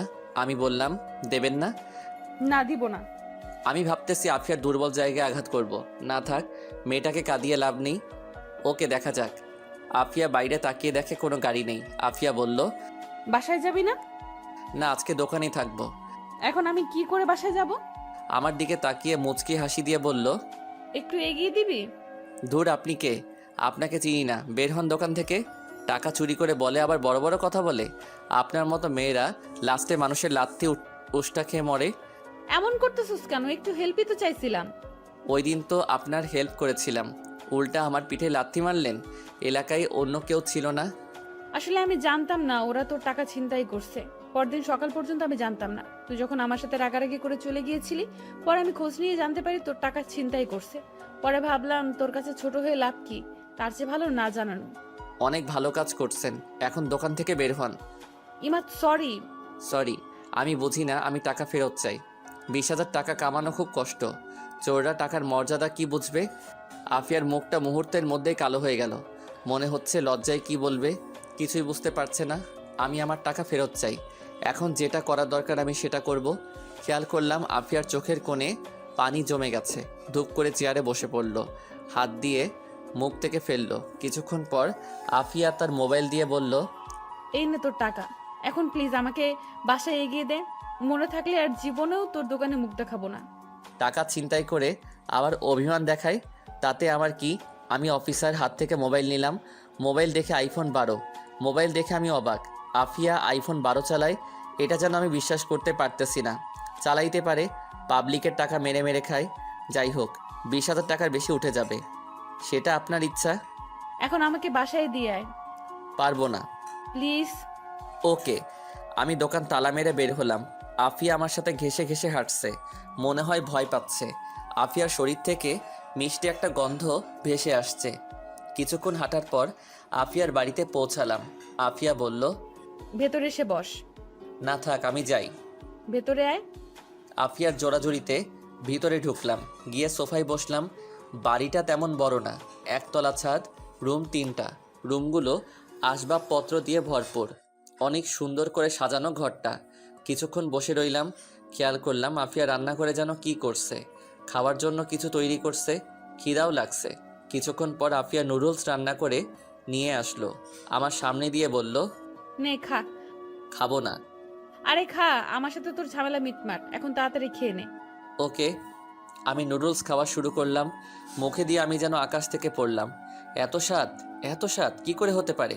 আমার খাওয়া সব থেকে বেস্ট নুডলস। আমি এক প্লেট খেয়ে আরেকটু নিলাম। নুডলস খেয়ে পানি খেলাম, ভাবলাম একটু প্রশংসা করি। আমি বললাম, এত স্বাদের নুডলস আমি জীবনেও খাইনি। সত্যি এটা অনেক ভালো ছিল। সত্যি? আজ অনেক দিন পর আমি একজনকে নিজ হাতে রান্না করে খাওয়ালাম। তাহলে উঠি, এখন আমাকে এগিয়ে দিবে কে? আমি। পরে আমাকে এগিয়ে দিবে কে? এই বলে হাসতে লাগলো। আমি বললাম, তাহলে যাই। সাবধানে যাইস। আমি হাঁটা ধরলাম। আস্তে আস্তে হাঁটতে হাঁটতে দোকানে চলে আসলাম। এসে দোকান বন্ধ করে ভিতরে পিছনে খাট আছে, ওইটাই মাঝে মাঝে থাকি, সেখানে শুয়ে পড়লাম। অনলাইনে আফিয়ার মোবাইল বিক্রি করে দিলাম 50,000 টাকা। বলছে পরদিন টাকা দিয়ে মোবাইল নিয়ে যাবে, বাকি 30,000 টাকা আফিয়াকে ফেরত দিয়ে দিব। সকালে খেয়াল করলাম কে জানি দোকানের শাটারে আওয়াজ করছে। এই শীতের মধ্যে উঠতে একটু ভালো লাগছে না। আমি শীতের কাপড় পরে শাটার উপরে উঠাইলাম, দেখি আফিয়া। দেখি এখনও তেমন একটা আলো ফোটেনি। আমি বললাম, এত সকালে কি? দোকান আরও পরে খুলবো। ওকে, আমাকে একটা সিগারেট দে, আপনার না ঠান্ডা লাগছে? একটু খেয়ে ফেলে দিব। ওকে। আমি একটা বেনসন লাইট দিলাম, বললাম, এখন যান, আমি আর একটু পরে দোকান খুলবো। না, এখন বের হ, আমার সাথে জগিং করবি। আমারে তো ঠেকা পড়ছে না, আপনার মনে চাইলে আপনি যান। না, তুই আমার সাথে যাবি। না, যাব না। না, তুই যাবি। এই বলে আমাকে আফিয়া শার্টের কলার ধরে দোকান থেকে বের করলো। বলল, দোকান তালা মার। আমি দোকান তালা মেরে আফিয়ার পাশাপাশি হাঁটতে লাগলাম। আফিয়া সিগারেট ফেলে দিল, বলল, তুই সিগারেট খাস না? না। ভালো। আফিয়া হাঁটতে হাঁটতে নদীর পাড়ে নিয়ে আসলো। কুয়াশার কারণে কিছু দেখা যাচ্ছে না। আমি বললাম, এত শীতের মাঝে কি জন্য নিয়ে আসলেন? কি আরামের ঘুমের মধ্যে ছিলাম। আমার আজান দেওয়ার আগেই ঘুম ভেঙে যায়, পরে আর ঘুম ধরে না, তাই বাইরে চলে আসি। আপনার জগিং করার কি দরকার?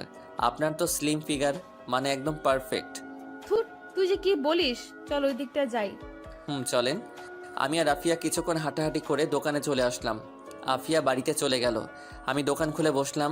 কিছুক্ষণ পর আব্বা আসলো। আমি বাড়িতে চলে আসলাম। এসে খাওয়া দাওয়া করে আবার দোকানে যেতে লাগলাম রিক্সা দিয়ে। আফিয়ার বাড়ির রাস্তার মোড়ে এসে দেখি আফিয়া দাঁড়িয়ে আছে। আমাকে দেখে থামতে বলল। রিক্সা থামালো। আফিয়া বলল, মামা, আমিও যাব। আরে আপনি কি করে উঠবেন?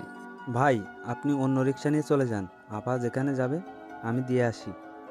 আরে কি বলেন, আমাকে দোকানে নিয়ে আসেন। আফিয়া হেসে বলল, অসুবিধা নেই, আমরা শেয়ার করে বসছি।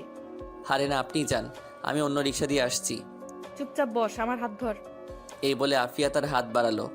আমি অনিচ্ছা সত্ত্বেও আফিয়ার হাত ধরে টান দিয়ে আমার পাশে বসালাম। আমাদের দুজনকে এভাবে দেখে মানুষ আর চোখে তাকাতে লাগলো। আমি লজ্জায় মুখ ঢেকে ফেললাম। কিছুক্ষণের মধ্যেই দোকানে পৌঁছালাম। দুপুরের খাবার নিয়ে এসেছি। আমি আসলে আব্বা চলে গেল। আফিয়া আরও আগে নেমে গিয়েছে। ঘণ্টাখানেক পর দেখি আফিয়া আমার দোকানের পাশে দাঁড়িয়ে কয়েকটি ছেলের সাথে কথা বলছে। তাদের মধ্যে দোকানে একটা মেয়ে কাস্টমার আসলো। বলল, একটা নম্বর লেখেন, 0175245। আচ্ছা থাক থাক, এখনকার যুগে ফ্ল্যাক্সিলোড করে শান্তি পায় না, একটা মিনিট কার্ড দেন। মানে? নাম্বার দিলে পরে আবার এই নাম্বারে ফোন দিয়ে চালাতন করবে। আপনাদের মতো ছেলেদের আমার চেনা আছে, আপনারা সুন্দরী মেয়ে দেখলেই মাথা ঠিক থাকে না। দেন, মিনিট কার্ড দেন। সব কিছুই ঠিক ছিল, তোর নাম্বার দিতে অসুবিধা, তুই মিনিট কার্ড নিবি ভালো কথা। তুই এসব আলতু ফালতু প্যাচাল পারস কেন? মেজাজটা সাথে সাথে গরম হয়ে যায়। আমি বললাম, মিনিট কার্ড আপনার কাছে বিক্রি করব না, অন্য কোনো দোকান থেকে নেন। মিনিট কার্ড নেই মানে? ও বুঝেছি, আমার নাম্বারটা চাস, যেটা তুই আমাকে সরাসরি বললেই চলতো। এমনিতেই তুই একটু হ্যান্ডসাম, তোরে দেওয়াই চাই। আমার মতো সুন্দরী মেয়েদের পিছনে ছেলেরা লাইন ধরে দাঁড়িয়ে থাকে। আচ্ছা নে, নাম্বারটা তোল। আমি মেয়েটার দিকে তাকাতেই আমার কেমন যেন লাগছে। ঠোঁটে গাঢ় লিপস্টিক, যেটা আমার একদম পছন্দ নয়। বুকের উরু দুটো স্পষ্ট বোঝা যাচ্ছে। এমনিতেই মেজাজ গরম হয়ে আছে। আমি বললাম, সরেন তো দেখি। বাইরে তাকিয়ে দেখি কোনো ছেলে পেলে তো নেই, এমনকি বাইরে একটা কুত্তাও নেই। আমি বললাম, কোথায়? আপনার জন্য না বলে ছেলেরা লাইন ধরে দাঁড়িয়ে থাকে, কোথায়? বাইরে তো একটা কুত্তাও নেই। মেয়েটা অপমান লোকানোর জন্য তোতলাতে তোতলাতে বলল, তোরে দেখাইতে হবে, এখন নাম্বার তোল। আপনার মন মানসিকতায় সমস্যা আছে। আপনার কাছে আমি ফ্লেক্সিলোড বিক্রি করব না, যান এখান থেকে। কি? আমার মন মানসিকতার সমস্যা? তোদের মতো লুচ্চা ছেলেদের জন্য আজকে আমার মতো সুন্দরী মেয়েরা শান্তি মতো ফ্ল্যাক্সিলোড করতে পারে না। ওকে ফাইন, আপনি ফ্লেক্সিলোড কইরেন না। আমাদের চিল্লাচিল্লির আওয়াজ শুনে আফিয়া দোকানে আসলো আর বলল, কি হয়েছে? এই মেয়ে, তুমি কে? ওর সাথে ঝামেলা করছো কেন? ঝামেলা করব না তো কি করব? লুচ্চা একটা। আফিয়া আপনি শোনেন, উনি এসে বলেন নাম্বার লিখতে, কিন্তু নাম্বার না দিয়ে উনি বলেন আমি বলে আবার ফোন করে ডিস্টার্ব করব। আমি বলে লুইচ্চা আরও কত কিছু বলল। আফিয়া ঠাস ঠাস করে মেয়েটার গালে চড় দিল। বলল, তোর সাহস তো কম না, তুই কি করে ইমাদকে লুচ্চা বলিস? তোর নম্বর দিতে এতই প্রবলেম, তাহলে ফ্ল্যাক্স লোড করতে আসছিস কেন? আপনার সাহস তো কম না? আপনি কি করে আমাকে চড় মারলেন? জানেন আমি কে? আমি এই এলাকার চেয়ারম্যানের মেয়ে। আব্বারে বললে আপনাদের সবগুলোকে এখন ফোগে পাঠাবে। এক্ষুনি তোর আব্বারে ফোন দে। ও তোর মোবাইলে তো ব্যালেন্সই নেই। দাঁড়া, আমি কল দিচ্ছি। এই বলে আফিয়া কাকে যেন কল করলো। ফোন ধরলে বলল, কেমন আছেন আঙ্কেল? আপনার মেয়ের নাম যেন কি? ও এখানে একটু ঝামেলা করছে, ওকে একটু বোঝান তো। এই নে মোবাইল ধর। মেয়েটা মোবাইল ধরলো, কতক্ষণ কথা বলে বলল, লাস্টে বলল আচ্ছা। সরি আপু, কিছু মনে করবেন না, আসলে আমি একটু বেশি বাড়াবাড়ি করে ফেলেছি। ইমাদ, সরি, আমি চাই। নেক্সট টাইম এই এলাকায় সাবধানে চলাফেরা করবি। যাও। ওকে আপু। এই বলে মেয়েটা চলে গেল। আফিয়া ছেলেগুলোর সাথে দুই একটা কথা বলে দোকানে এসে বসলো। আসলে তুই তো লুচ্চাই। মানে আমাকে কোন দিক দিয়ে লুচ্চা মনে হয়? অনেক দিক দিয়ে। যাই হোক, মেয়েটাকে মারা আপনার ঠিক হয়নি। আমি তোর জন্য মেয়েটাকে মারলাম আর তুই বলিস ঠিক হয়নি? হুম। সিগারেট দে একটা। না, দিব না। আপনার সিগারেট খাওয়া বন্ধ। তুই বলছিস যা, আর খাবো না। সত্যি? আমার জন্য আপনি কেন সিগারেট খাওয়া ছেড়ে দিবেন? জানি না। খাওয়া দাওয়া করছেন? না। চলেন খাওয়া দাওয়া করি। না, তার চেয়ে ভালো তুই আমার বাসায় চল যাই, সেখানে খাওয়া দাওয়া করে চলে আসিস। না, আজকে টাইম শর্ট, আরেক দিন। ওকে, তুই খাওয়া দাওয়া কর, আমি বাড়ি যাই, রাতে কিছু জিনিস লাগবে। এই রিক্সা। আফিয়া রিক্সা দিয়ে চলে গেল। আমি খাওয়া দাওয়া করে রাত 9টা পর্যন্ত বেচাকেনা করলাম। এর মধ্যে আফিয়ার মোবাইলটা নিয়ে গেল টাকা দিয়ে। ভাবতাছি বাকি টাকা কি আফিয়াকে দিয়ে দিব নাকি আফিয়ার জন্য আরেকটি মোবাইল কিনে দিব। ধুর, ওর টাকা ওকে দিয়ে দিব। এখন বের হব বাড়িতে যাওয়ার জন্য। এমন সময় আফিয়া আসলো আর বলল, 5 কেজি চাউল দে। এখন কিছু দিতে পারবো না, দোকান বন্ধ করে ফেলবো, আগামীকাল নিয়েন। এখন দে। ওকে, আর কিছু লাগলে তাড়াতাড়ি বলেন। আফিয়া আরও কিছু জিনিসপত্র বলল, সেগুলো দিলাম। কত টাকা বিল হলো বললাম, সেগুলো দিলাম। আফিয়া টাকা দিল। আমি বললাম, আপনার আইফোন বিক্রি করেছি, এই নেন আপনার বাকি 30,000 টাকা। তোরে কে বলছে বিক্রি করতে? আমি তোর টাকা দিয়ে মোবাইল নিতাম। আপনি কবে টাকা নিয়ে আসবেন সেই আশায় আমি বসে থাকবো, এখন টাকা নেবেন? না, তাহলে আগামীকাল আমাকে মার্কেটে নিয়ে গিয়ে মোবাইল কিনে দিবি। আমার টাইম নেই, ধরেন আপনার টাকা। এখন কি করবেন আপনি জানেন। তুই আমাকে নিয়ে যাবি, এটা আমার পরিষ্কার কথা। আচ্ছা দেখি। আমি তাড়াতাড়ি দোকান থেকে বের হলাম, কারণ বাইরে একটা রিক্সা দাঁড় করিয়ে রাখছিলাম। আমি আগে গিয়ে রিক্সায় উঠে পড়লাম। আফিয়া বলল, আমি এত কিছু নিয়ে কি করে যাব? আপনি থাকেন, আমাকে দিয়ে আপনাকে নিয়ে যাবে। কি অকৃতজ্ঞ ছেলে রে তুই! একটা মেয়েকে তুই এভাবে ফেলে চলে যাবি? এর চেয়ে বেশি আর কী বা করতে পারি? তুই জানিস তোর যে এখন এখান থেকে হেঁটে যেতে হবে? জানি। তাহলে চল একসাথে শেয়ার করে যাই। না, আপনি যান, আমি পরে আসছি। এই বলে আমি রিক্সা থেকে নেমে গেলাম। আফিয়ার জিনিসপত্রগুলো উঠালাম। আফিয়া রিক্সায় উঠে বসলো। আফিয়া বলল, উঠবি নাকি চলে যাব? মামা ওকে নামিয়ে দিয়ে আবার এখানে আসবেন। রিক্সা আর এখানে আসবে না, মন চাইলে উঠ, না হলে হেঁটে আয়। আমি জানি আফিয়া যেটা বলবে রিক্সাওয়ালা সেটাই শুনবে। আমি বাধ্য হয়ে আফিয়ার পাশে বসলাম। রিক্সা চলা শুরু করলো। আফিয়া আমার সাথে আরও ঘেঁষে বসলো আর বলল, অনেক শীত, আরো ঘেসে বস, তাহলে শীত লাগবে না। আপনার পাশে বসলেই এমনিতেই শরীর গরম হয়ে যায়। আফিয়া আমার হাতের মধ্যে নিজের নরম উষ্ণ হাতটা রাখলো। আমি আফিয়ার দিকে তাকালাম, চারিদিকে অন্ধকার। আফিয়া আমার হাত শক্ত করে ধরে আমার সাথে আরও ঘেঁষে বসলো। আমি কিছুই বুঝতে পারছি না, কিন্তু একটা জিনিস বুঝতে পারছি, আফিয়া তার ভিতরের কষ্টগুলো অনুভূতির মাধ্যমে জানান দিতে চাচ্ছে। আমি আমার হাতটা সরিয়ে নিলাম। কিছুক্ষণের মধ্যে আফিয়ার বাড়ির সামনে চলে আসলো। আফিয়া নেমে গেল। আমিও বাড়িতে চলে আসলাম। পরদিন খুব সকালে বের হয়ে দোকানে আসছি। পথের মধ্যে আফিয়ার সাথে দেখা। আমি ভাবলাম এ কোন ঝামেলায় পড়লাম, যেদিকে তাকাই সেদিকেই আফিয়া, সেই কেন আমার সামনে পড়ে? ওর কি কোনো মেয়ে বান্ধবী নাই? শুধু ছেলেদের মতো বাইরে ঘুরে বেড়াই। অন্য দিক দিয়ে ওরে দেখলে ভালোই লাগে। ভাবতাছি প্রেমে পড়ে গেলাম নাকি। আফিয়া আমাকে দেখে বলল, কি রে, এত সকালে কোথায় যাস? তার আগে আপনি বলেন, এত সকালে আপনি বাইরে কি করেন? এই শীতের সকাল আমার খুব ভালো লাগে।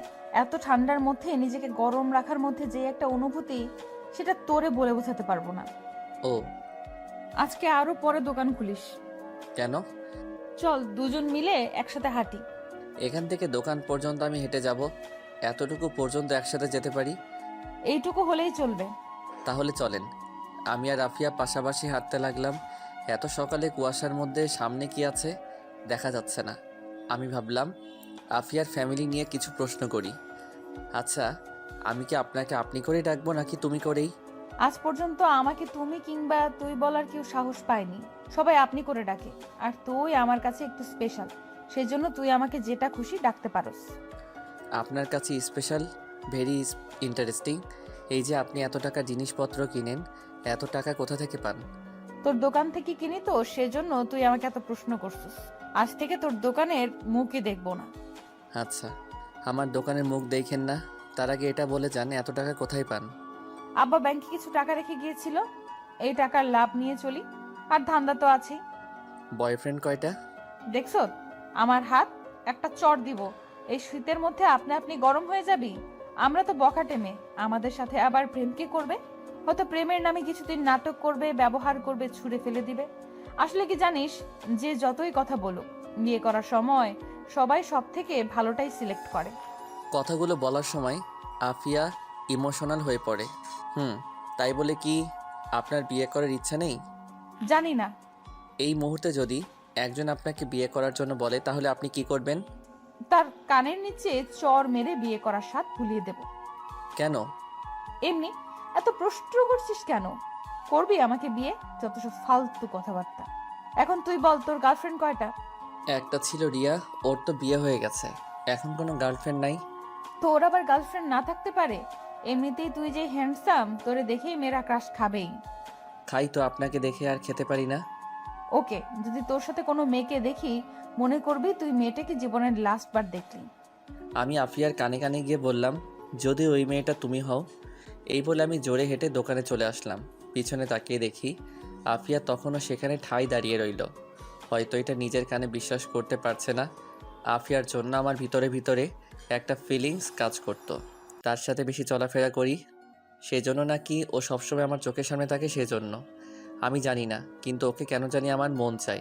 হয়তো আমি তার প্রেমে পড়ে গেছি, কিন্তু একটা বখাটে মেয়ের প্রেমে পড়লাম। বখাটে হয়তো কি হয়েছে, মেয়ে তো, এখন আমার নিজেরই করে নিতে হবে। আর আমি কোনো সময় আমার ভালোবাসার কথা বলবো না, কারণ ও তো বখাটে মেয়ে, কোন সময় মন ঘুরে যায় কে জানে, তারপরে ফান্দে ফেলে টাকা খাবে। আচ্ছা দেখি কি হয়। এমনিতেই আফিয়া অনেক সুন্দরী, আরও নিজেকে প্রোটেক্ট করতে জানে। আমি দোকান খুলে বসলাম, দেখি আফিয়া আসলো, বলল, মোবাইল কিনতে কখন যাবি? আব্বা দোকানে আসুক তারপর দেখি। এই বলে আফিয়া হাসি দিল। হাসিটা আমার বুকে তীরের মতো বেদ করলো। আমি বললাম, এখন কোথায় যাবেন? বাসায়। বাসায় থাকবেন, আমি এসে নিয়ে যাব। এই বলে আমি আফিয়া চলে গেল। আমি বেচাকেনায় মনোযোগ দিলাম। একটানা 10টা পর্যন্ত বেচাকেনা করলে আব্বা আসলো। আমি বাড়িতে চলে আসলাম।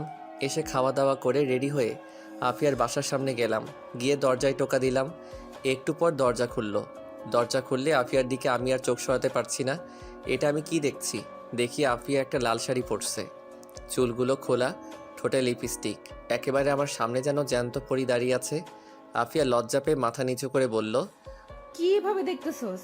আমরা শুধু একটা মোবাইল কিনতে যাব, এইভাবে সাজার কোনো মানে আছে? এমনি সাজলাম, অনেকদিন ধরে সাজি না। আজকেই কেন? অন্য কোনো দিন সাজতেন। আজকেই।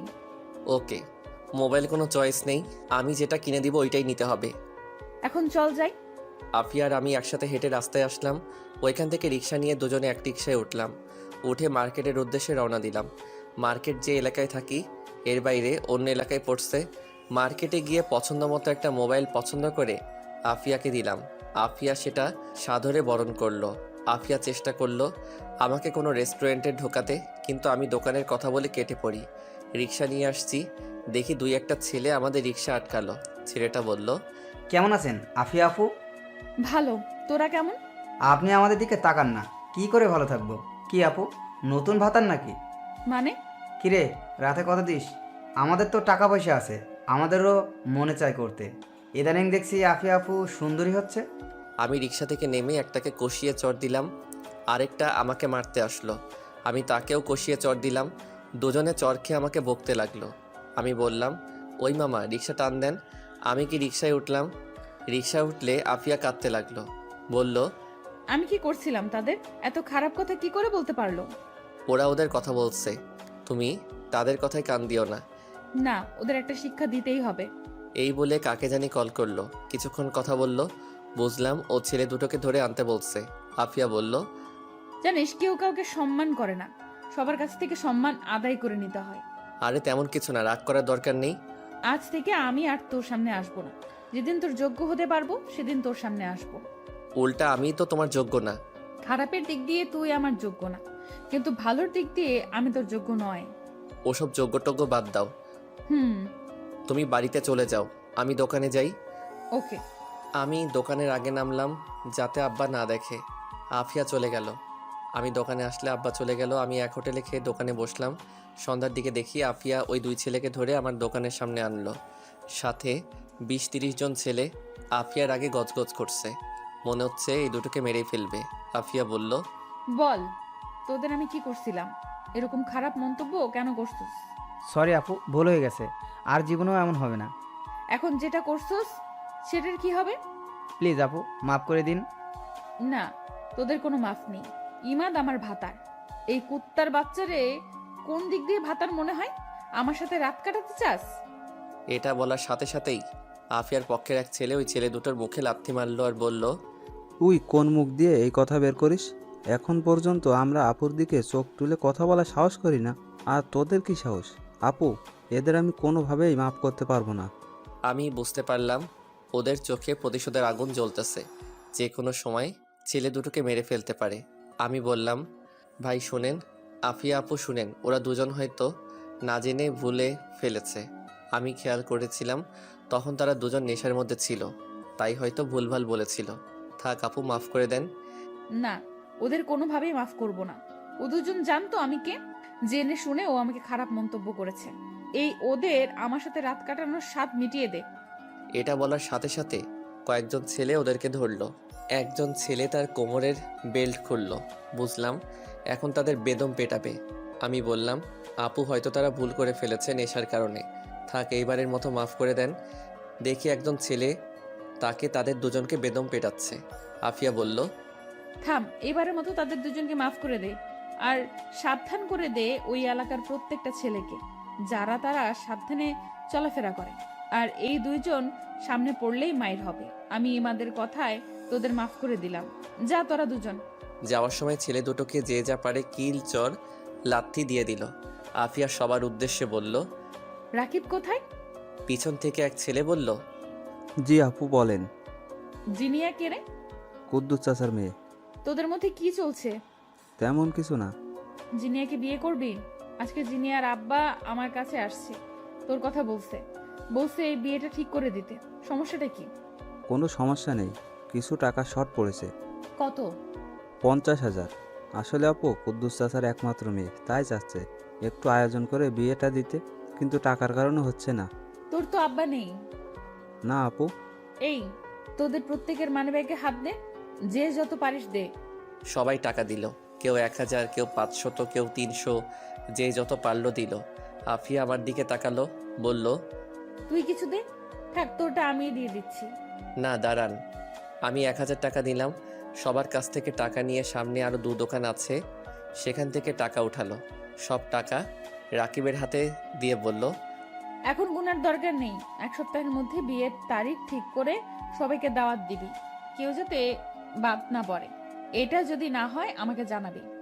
ওকে। আর এই হলো ইমাদ, আজ থেকে ও আমাদেরই একজন। সবাই তাকে সম্মান করবি, সবাই তার সাথে হ্যান্ডশেক কর। আস্তে সবাই হ্যান্ডশেক করে চলে গেল। সব শেষে আফিয়া হাত বাড়ালো। আমি বললাম, না, আপনার সাথে হ্যান্ডশেক করব না। কেন? এমনি মনে চায় না। আফিয়া দোকানের ভিতরে এসে বলল, একটা ঠান্ডা দে। আর কোন দিক দিয়ে আমাকে তোর আপু মনে হয়? সবাই আপনাকে সম্মান করে আপু বলে ডাকে, এখন আপনাকে সবার সামনে আপুরা বললে অন্যরকম দেখায় না? এই শীতের মধ্যে ঠান্ডা খাওয়ার দরকার নেই। আচ্ছা, একটা ঠান্ডা দে আর সিগারেট দে। এই দুটোর মধ্যে আপনাকে কিছুই দিব না। আফিয়াকে একটা নর্মাল পানি দিলাম। আফিয়া সেটা খেলো, বলল, আজকেই তোর সাথে আমার লাস্ট দেখা। মানে বুঝলাম না। যেদিন তোর যোগ্য হতে পারবো সেদিন তোর সামনে আসবো। আমার যোগ্য মানে কিছুই বুঝলাম না। আমি জানি তুই কিরকম মেয়ে চাস। তুই চাস রিয়ার মতো সরল সোজা মেয়ে, কিন্তু আমি তো সেরকম না। দূর রাখেন তো, আপনি যেরকম হন তাতে আমার কিছু যায় আসে না। তোর আমি ঠকাতে চাই না। বুঝেছি আপনি ইমোশনাল হয়ে গেছেন, আপনার মাথা ঠিক নাই। এখন বাড়ি যান। এই রিক্সা আপুকে বাসায় দিয়ে আসো। না আমি যাব না, আমি তোর সাথে যাব। ওকে, এখন যাও, পরে তোমার সাথে দেখা করব। সত্যি করবি তো? হুম। আফিয়া রিক্সায় উঠে চলে গেল। বাসলাম। আফিয়া কি আমাকে ভালোবাসে? আমার তা মনে হয় না। তার নিজের মুখ থেকে শুনতে হবে। ভাই, 1 বস্তা চাউল দেন। আচ্ছা। আমি 1টা না 9টা পর্যন্ত বেচাকেনা করে বাড়িতে চলে আসলাম। পরদিন সকালে ভাবলাম আফিয়ার সাথে দেখা হবে, কিন্তু না, দুপুর গড়িয়ে বিকাল হলো। আফিয়ার মুখ দেখতে পারলাম না। মোবাইল নাম্বারটা নেই, ফোন দিব যে। সত্যি কি ও আমার সামনে আসা বন্ধ করে দিল? এই কথা তো এর আগে অনেকবার বলেছিল, কিন্তু ও আরও বেশি করে আসতো। এখন কেন জানি টেনশন হচ্ছে। ধুর, হয়তো কোনো কাজে আটকে গেছে, আসবে বোধহয়, কিন্তু না, 2 দিন হয়ে গেল আসেনি। না, এখন তাকে খুঁজে বের করতে হবে। আরে, ওর বাড়ি তো এখানেই, বাড়িতে গিয়ে দেখে আসতে হবে। আমি রাতে দোকান বন্ধ করে আসার সময় আফিয়ার বাড়িতে গেলাম। তখন বাজে 10টা ছুঁই ছুঁই। আমি আফিয়ার বাড়ির দরজায় টোকা দিলাম, খুলছে না। ভাবলাম কেউ নাই নাকি। কেউ তো আছে, না হলে দরজা খোলা থাকবে কেন? ভিতর থেকে গলা ভাঙা আওয়াজ আসলো। কে? আমি বললাম, আফিয়া, আমি ইমাদ। একটু পর দরজা খুলল, দেখি আফিয়া। আফিয়া পুরো অন্যরকম হয়ে গেছে, মুখটা থেকেও যেন নেই। অসুখ বিসুখ হলো নাকি? চুলগুলো উস্কো খুস্কো, যেন এক পাগলি আমার সামনে দাঁড়িয়ে আছে। ওর এরকম অবস্থা কেন কিছুই বুঝতে পারছি না। আফিয়া বলল, তুই এখানে কেন আসছিস? আপনাকে দেখতে। আর এরকম লাগছে কেন? সেটা তোর জেনে লাভ কি? এরকম করছেন কেন? দেখি, এই বলে আমি আফিয়ার কপালে হাত দিলাম। যেটা বুঝলাম, আফিয়ার শরীরে প্রচণ্ড জ্বর। আফিয়া বলল, হাত সরা, তোর সাহস তো কম না। তুই কোন সাহসে আমার শরীরে হাত দিস? তুই জানোস না তোর এই হাত আমি ভেঙে ফেলতে পারি? আমি বুঝতে পারছি আফিয়া আমার উপর রাগ করছে। হয়তো তাকে দেখতে না আসায় আমার উপর অভিমান করছে। আচ্ছা সরি, আমি চলে যাচ্ছি, কিন্তু আপনার হাতের নুডলসটা খেতে খুব মন চাচ্ছে। আচ্ছা বাদ দিন, আমি যাই। ঠেকা পড়ছে তোর নুডলস খাওয়াতে। সেটাই। আচ্ছা যাই, সকালে আসবো। তোর আর আশা লাগবে না, আর তুই আমার সামনে আসবি না। আচ্ছা। এই বলে উল্টো দিকে ঘুরে হাঁটা ধরলাম। আফিয়ার চোখের সামনে থেকে চলে এসে একটু আড়ালে নিয়ে দেখতে লাগলাম ও কি করে। দেখি দরজার সামনে মাথা নিচু করে বসে পড়ল। ভাবলাম তাকে এভাবে ফেলে যাওয়া ঠিক হবে না। আমি আবার আস্তে আস্তে তার সামনে গেলাম। ও বুঝতে পারে নাই আমি যে আবার আসবো। আমি বললাম, আফিয়া, জানি তুমি আমার উপর রাগ করছো, তাই বলে আমাকে এভাবে চলে যেতে বলবা? আফিয়া দাঁড়ালো। দেখি আফিয়া কাঁদছে আর বলল, তোর সাহস কম না, তুই আবার আসছস? আমি আফিয়ার কাছে গিয়ে তাকে জড়িয়ে ধরলাম, কিন্তু সে কেঁদেই চলল। আফিয়ার শরীর আগুনের মতো গরম হয়ে আছে। তার শরীরের উত্তাপ আমার ঠান্ডা শরীর গরম করে দিচ্ছে। আমি বললাম, সরি আফিয়া, আমি ভাবছিলাম তুমি সত্যি আমার দোকানে আসা বন্ধ করে দিয়েছো। আমি যদি জানতাম তুমি অসুস্থ, তাহলে আমি এক মুহূর্ত দেরি করতাম না। আমি তোরে ভুল ভাবছিলাম আমার মতো বখাটে মেয়েরা কারো মন দখল করতে পারে না, কিন্তু আমি ভুল ভেবেছিলাম। তোমার বিছানা কোনটা? ওইদিকে। আমি আফিয়াকে বিছানায় শুইয়ে দিয়ে মাথায় জলপট্টি দিয়ে দিলাম, কিছু খাইয়ে দিয়ে ওষুধ খাওয়ালাম। আমি বললাম, আগামীকাল মাকে তোমার কাছে পাঠাবো। সত্যি? তাহলে আমি যাই? না, আজকে রাতটা থেকে যা। না, খুব সকালে দোকানে যেতে হবে। আমি খুব সকালে জাগিয়ে দিব। ওকে। আমি গিয়ে তাদের রুমের সোফার মধ্যে শুয়ে পড়লাম। সকালে ঘুম থেকে উঠে দেখি আফিয়া রান্নাঘরে কী জানি করছে। ভাবলাম এই জ্বরের মধ্যে আবার কি করে। আমি উঠে ফ্রেশ হলাম, গিয়ে সোফায় বসলাম। দেখি আফিয়া নুডলস রান্না করে আনলো। আমি বললাম, এই জ্বরের মধ্যে কি দরকার ছিল? তুই বলছিস আর আমি না করতে পারি? আফিয়া এসে সোফায় বসলো। আমি আফিয়ার কপালে হাত রাখলাম, দেখি এখনও মারাত্মক জ্বর। আফিয়া আমার হাতটা নিয়ে তার ঘাড়ে রাখলো। তার ঘাড় আগুনের মতো গরম হয়ে আছে। আফিয়া বলল, তোর এই ঠান্ডা হাতটা এভাবেই রাখ, খুব ভালো লাগছে। তোর কাঁধে মাথা রাখতে পারি? না এখন না, অন্য কোনো দিন। ওকে। আমি ঘড়ির দিকে তাকিয়ে দেখি 6টা 50 বেজে গেছে। শীতের দিনে সকাল খুব ছোট থাকে, তাড়াতাড়ি দোকানে যেতে হবে। আজকে দোকানে অনেক কাজ। আমি বললাম, আমি উঠি। কই, তুই তো নুডলস খেলি না? ও, আমি তো ভুলেই গেছিলাম, তোমার হাতের নুডলস আমি মিস করতে পারি? খেতে খেতে আমি বললাম, তুমি কতদিন ধরে এই বাসায় একা থাকো? 5 বছর ধরে। ভয় করে না? প্রথমে ভয় করতো, কিন্তু এখন মানিয়ে নিয়েছি। ভালো। এই এলাকা সম্পর্কে আমার অনেক কিছুই অজানা, একটু বলবা? কি জানতে চাস? এই এলাকাটা এত নির্জন কেন? আর সকল মানুষ তোমাকে ভয় পাই কেন? তেমন কোনো কারণ নেই। এই এলাকার মানুষগুলোই অন্যরকম। সন্ধ্যার পরে তারা বাইরে ঘুরোঘুরি করতে পছন্দ করে না, কারণ তারা স্ত্রীর প্রতি অনুগত। তারা ফ্যামিলিকে সময় দিতে পছন্দ করে। তুই দেখ, পাশের এলাকার রাত 12টা পর্যন্ত রাস্তাঘাটে প্রচুর মানুষ। এই কারণেই এলাকাটা নির্জন। দেখলাম এই এলাকার প্রত্যেকটা মানুষের বাড়ি খুব উন্নত। কারণটা কি? এই এলাকার প্রত্যেকটা মানুষ উচ্চশিক্ষায় শিক্ষিত, আর তারা অল্পতেই সন্তুষ্ট। সেই জন্য দেখবি তারা বাইরের কোনো লোক ভাড়া দিতে চায় না। আর এই এলাকার ছেলেরা এলাকার কোনো মেয়েকে পছন্দ করে বিয়ে করে। এটা এই এলাকার অনেক পুরনো নিয়ম। তাই তুই যাদের দেখবি সবাইকে চেনা পরিচিতই মনে হবে। বুঝলাম, কিন্তু তোমার এত পাওয়ার কেন? তোমার তো টাকা পয়সা বাড়ি গাড়ি কিছুই নেই, তাহলে তোমাকে এত ভয় পায় কেন? এই এলাকায় মিনিমাম 300-র মতো বাড়ি আছে। এমন কোনো লোক নেই যে আমাকে চেনে না। কারণটা হলো আমার বাবা আমার আবার খুব পাওয়ার ছিল। এই এলাকার মানুষ পূর্বপুরুষদের বিশ্বাস করত। এই ধর, আমার আব্বার আগে আমার দাদা, এরকম ভাবে আমাদের ফ্যামিলি, তারপর বাবার পর আমি, এইভাবেই চলে আসছে। কিছু না থাকলেও তারা আমার কথা শুনতে বাধ্য। কারণ তোরে বলছিলাম না, তারা পূর্বপুরুষদের বিশ্বাস করে। এটাই এই এলাকার নিয়ম।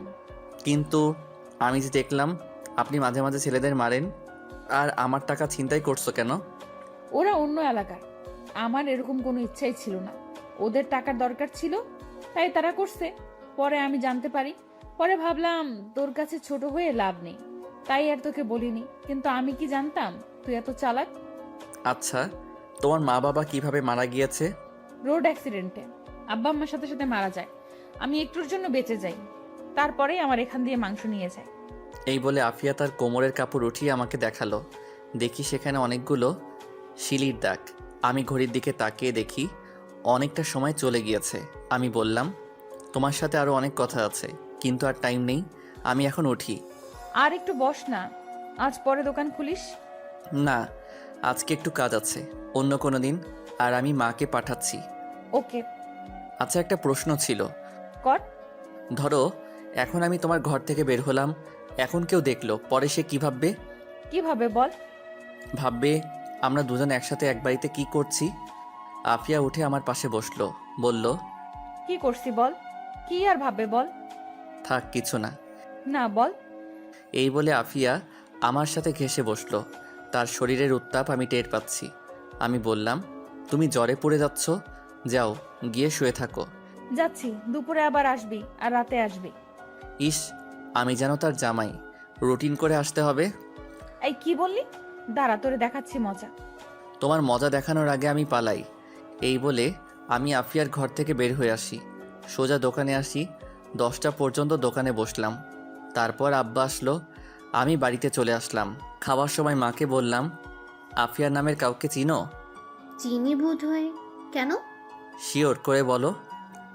চিনি। কে? রোড অ্যাক্সিডেন্টে মারা গেছে মিলন সাহেবের একমাত্র মেয়ে আফিয়া। এই মেয়ে এখন এলাকায় কি জানি বলে, বস নাকি ডন বলতে পারি না। এই মেয়ের পাল্লায় ভুলেও পড়বি না, এসব বখাটে মেয়ে, তোরে ধরলে আর ছাড়বেই না।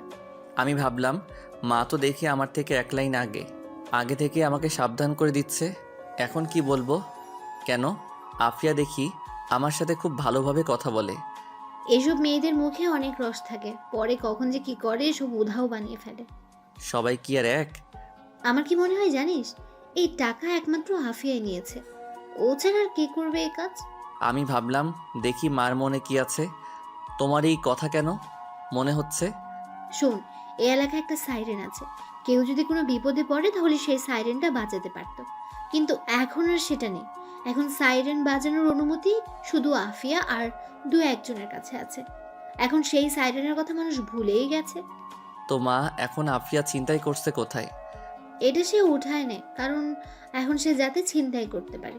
আফিয়া চিন্তাই করছে এবং মা অলরেডি আফিয়া এই টাকাও দিয়ে দিয়েছে। কি বলিস? শুনো, আমি ওই দিনের ঘটনা মাকে সম্পূর্ণ খুলে বললাম। মার চোখ তো কপালে উঠে গেছে। মা বলল, এত কিছু হয়ে গেল আর তুই আমাদের জানাসনি কেন? আমি চাইনি আফিয়া তোমাদের কাছে ছোট হোক। তার ছোট হওয়াতে তোর কি? এই দাঁড়া, আমি যেটা ভাবছি সেটা না তো। একদম না মা, আফিয়া কিছুদিন ধরে প্রচণ্ড জ্বর ঠান্ডায় ভুগছে। যাও গিয়ে একটা নজর দেখে আসো। আমার ঠেকা পড়ছে একটা বখাটে মেয়ের বাড়িতে যেতে। দেখো, এই মেয়ে কিন্তু এই এলাকার ডন। ও যেটা বলবে সেটাই হবে। এখন ও যদি আমাদের হাতে থাকে তাহলে আমাদের কোনো টেনশনই থাকবে না। সেটা তুই ঠিক বলেছিস। যাও গিয়ে দেখে আসো, আর মা কিছু রান্না করে নিয়ে যাও। আচ্ছা, যাচ্ছি। আমি শুধু অসুস্থ দেখেই যাচ্ছি, অন্য কোনো উদ্দেশ্য থাকলে ভুলেও যেতাম না। আচ্ছা তুমি যাও। ততক্ষণে আমার খাওয়া দাওয়া শেষ করে রুমে এসে আফিয়াকে কল দিলাম। আসার সময় নাম্বারটা নিয়ে আসছিলাম, আমি ফোন দিলাম। আফিয়া, মা আসছে। সত্যিই তোর মার সাথে জমিয়ে আড্ডা দিব। এমন কিছু করবা না যাতে মা তোমাকে খারাপ ভাবে। তুই কোনো টেনশন করিস না। আচ্ছা, এই বলে আফিয়া কল কেটে দিল। কিছুক্ষণ পর দেখি মা রেডি হয়ে আফিয়ার বাসার উদ্দেশ্যে রওনা দিল। আমি ভালো করেই বুঝতে পারছি আমি আফিয়ার প্রেমে পড়ে গেছি। এখন আফিয়ার মুখ থেকে শুনতে হবে আর বাকি কাজটা সেরে ফেলতে পারে। আফিয়া ভিতরটা একদম পরিষ্কার কিনা সেটা বুঝতে হবে, নাকি আমার মাধ্যমে অন্য কিছু করতে চাচ্ছে সেটা যাচাই করার একটা উপায় আছে। আমি কিছুক্ষণ রেস্ট নিয়ে দোকানের উদ্দেশ্যে রওনা দিলাম। আমি বাইরে বের হয়ে রিক্সা নিয়ে দোকানে চলে গেলাম। দোকানে গেলে আব্বা বলল, চাউল আনতে হবে, কিছু টাকা শর্ট পড়েছে। এখন কি করব? মহাজনের কাছে বাকি করি না। আমি ভাবলাম আফিয়া যে ছিনতাই করার টাকাটার কথা আব্বাকে বলবো, ভাবলাম বলে দেই, এমনিতেই মা তো আব্বাকে বলবেই। আব্বা, মনে আছে একবার যে আমাদের 20,000 টাকা ছিনতাই হয়েছিল? মনে আছে। আমি আব্বাকে সব কিছু খুলে বললাম। আব্বা বলল, আফিয়া মেয়েটা ভালো, আমাকে খুব সম্মান করে। আমিও ভাবছিলাম ও এ কাজ করতে পারে না। এই মেয়ের সাথে ঝামেলা করিস না। আগে যত সমস্যা হয়েছিল সেই সকল সমস্যার সমাধান আফিয়াই আমাকে করে দিয়েছিল। টাকাটা কোথায়? দিচ্ছি। আমি পিছনে একটা বক্সের ভিতরে টাকাটা রাখছিলাম, সেটা এনে আব্বাকে দিলাম। আব্বা বলল, এই জায়গাটা পরিষ্কার কর, আমি চাউল নিয়ে আসি। আচ্ছা। আব্বা চলে গেল। এইভাবে কিছুদিন চলে গেল। এই কয়দিনে আফিয়া সম্পূর্ণ সুস্থ হয়ে যায়। মার হাব ভাব দেখে বুঝলাম আফিয়ার সাথে মার ভালোই বন্ধুত্ব হয়ে গেছে। আমি এটাই চাচ্ছিলাম। আমি রাতে দোকানদারি করছিলাম, তখন বাজে রাত 10টা ছুঁই ছুঁই। দেখি আফিয়া আসলো। ও এই কয়দিনে শুকিয়ে গেছে। এত রাতে আফিয়াকে দেখে আমি বরাবরের মতোই অবাক হলাম। আর ওর উপরে রাগ হচ্ছিল, কারণ এত রাতে ও বাইরে কি করে। আমি রাগান্বিত মুখে বললাম, এত রাতে তুমি বাইরে কি করো? তোর কাছে আসছি। সেজন্য এত রাতে? তোরে দেখতে ইচ্ছে করছিল। মিথ্যা কথা, অন্য কোনো উদ্দেশ্য থাকলে বলো। না রে, এমনি আসছি তোর সাথে দেখা করতে। ওকে, এটাই লাস্ট। পরে আর কোনোদিন যেন আর একা একা বাইরে না বের হতে দেখি। আচ্ছা, এখন বাড়ি যাবি না? অনেক রাত হয়েছে। যাব। আফিয়া শাড়ি পরে এসেছে, ঠোঁটে লিপস্টিক, শাড়ির উপর শীতের জামা। আমি বললাম, এত রাতে শাড়ি পরছো কেন? এমনি। তোরে আজকে একটা কথা বলবো। আমি বুঝতে পারছি আফিয়া কিসের কথা বলবে। তার মানে আফিয়া আমাকে ভালোবাসার কথা বলবে। নিজের ভিতরে কেমন একটা অনুভূতি হচ্ছে। আমি তাড়াতাড়ি দোকান বন্ধ করে বললাম, চলো বাড়ি যাই। হুম। আমি আর আফিয়া পাশাপাশি হেঁটে অনেকটা পথ আসলে আফিয়া বলল, চল পার্কের ভেতরে গিয়ে বসি। এত রাতে কোথায় বসবো? আরে চল।